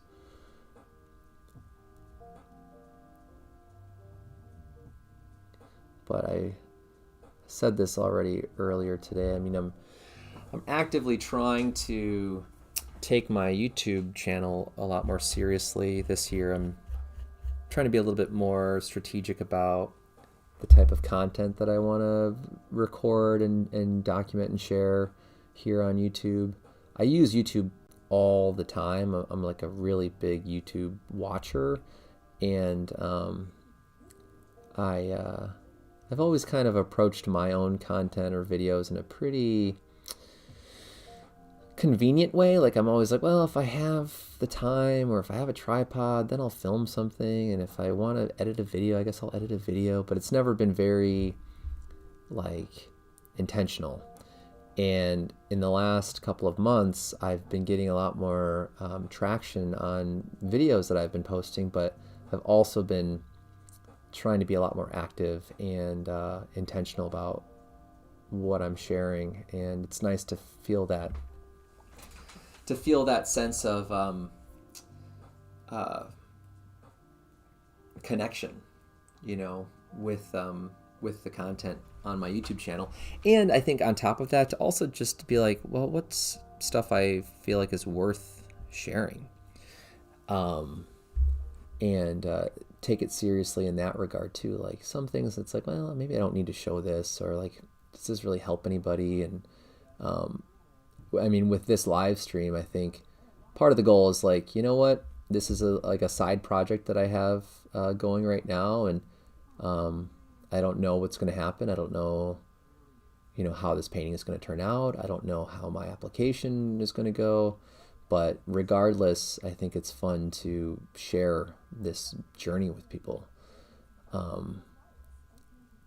And there have been so many times throughout my career where it's like, man, people, like I've been applying to this thing, or like I've been wanting to get in this gallery, or I've been wanting to, you know, have this opportunity, and it keeps like not working out, and like nobody even knows. And sometimes I'm like,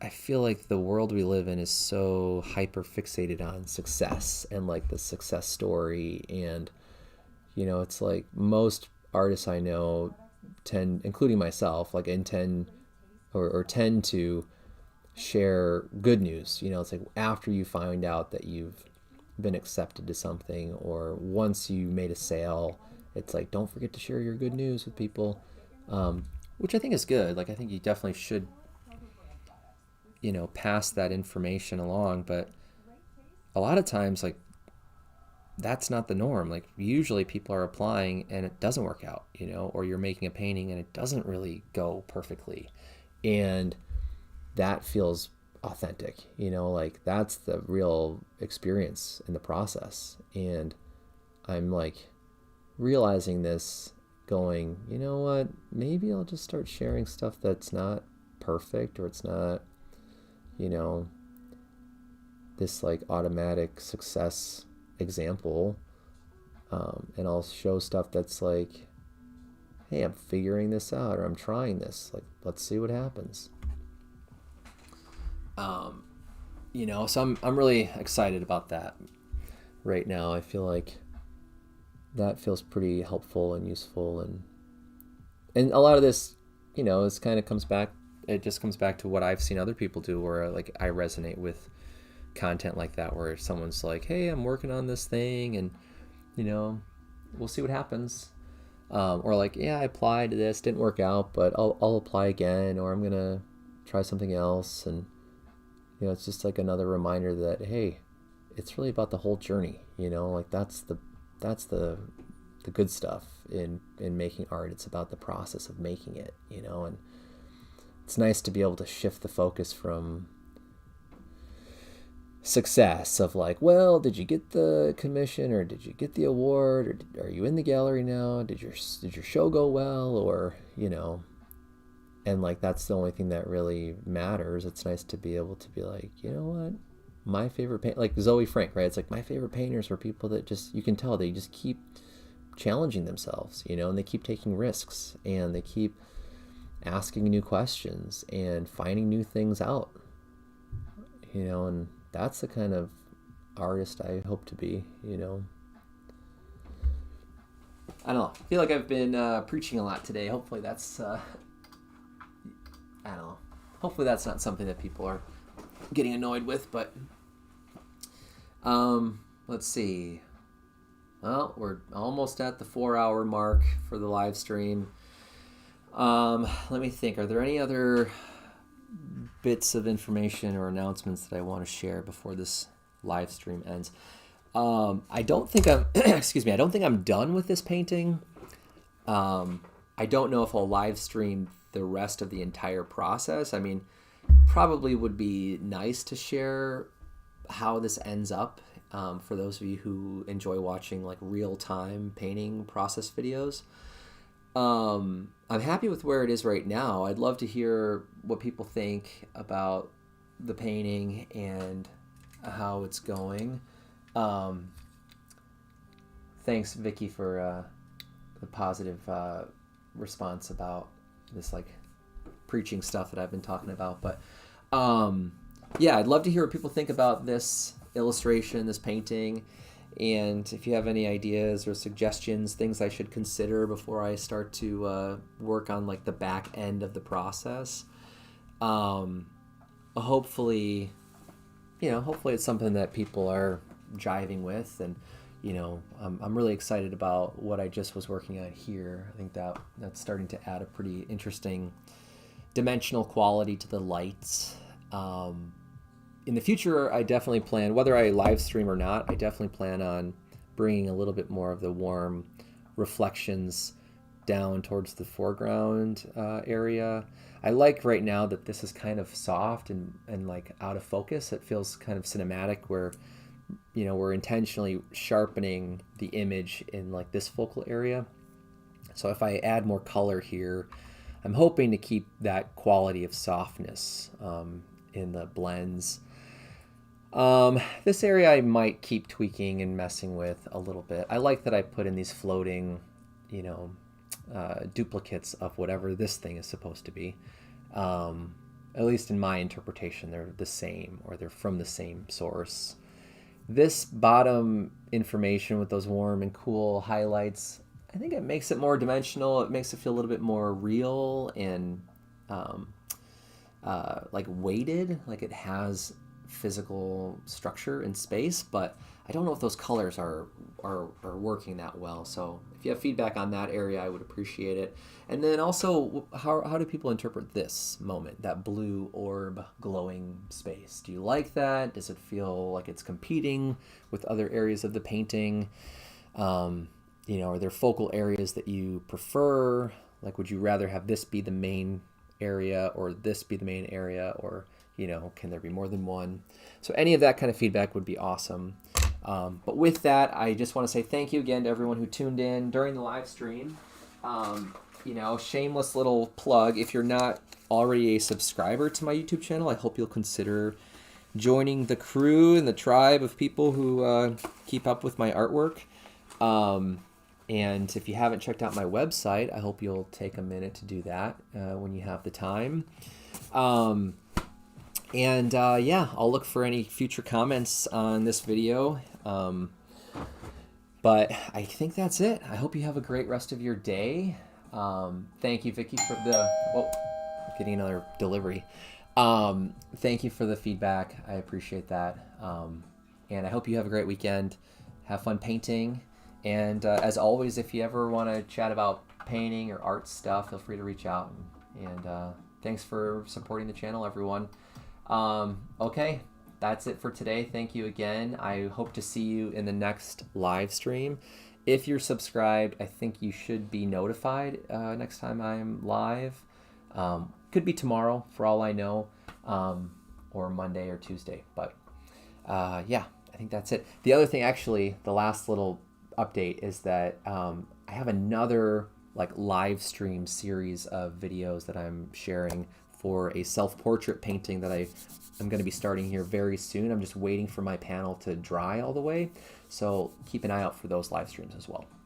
All right, that's it for today. Thank you, everyone. Talk to you soon.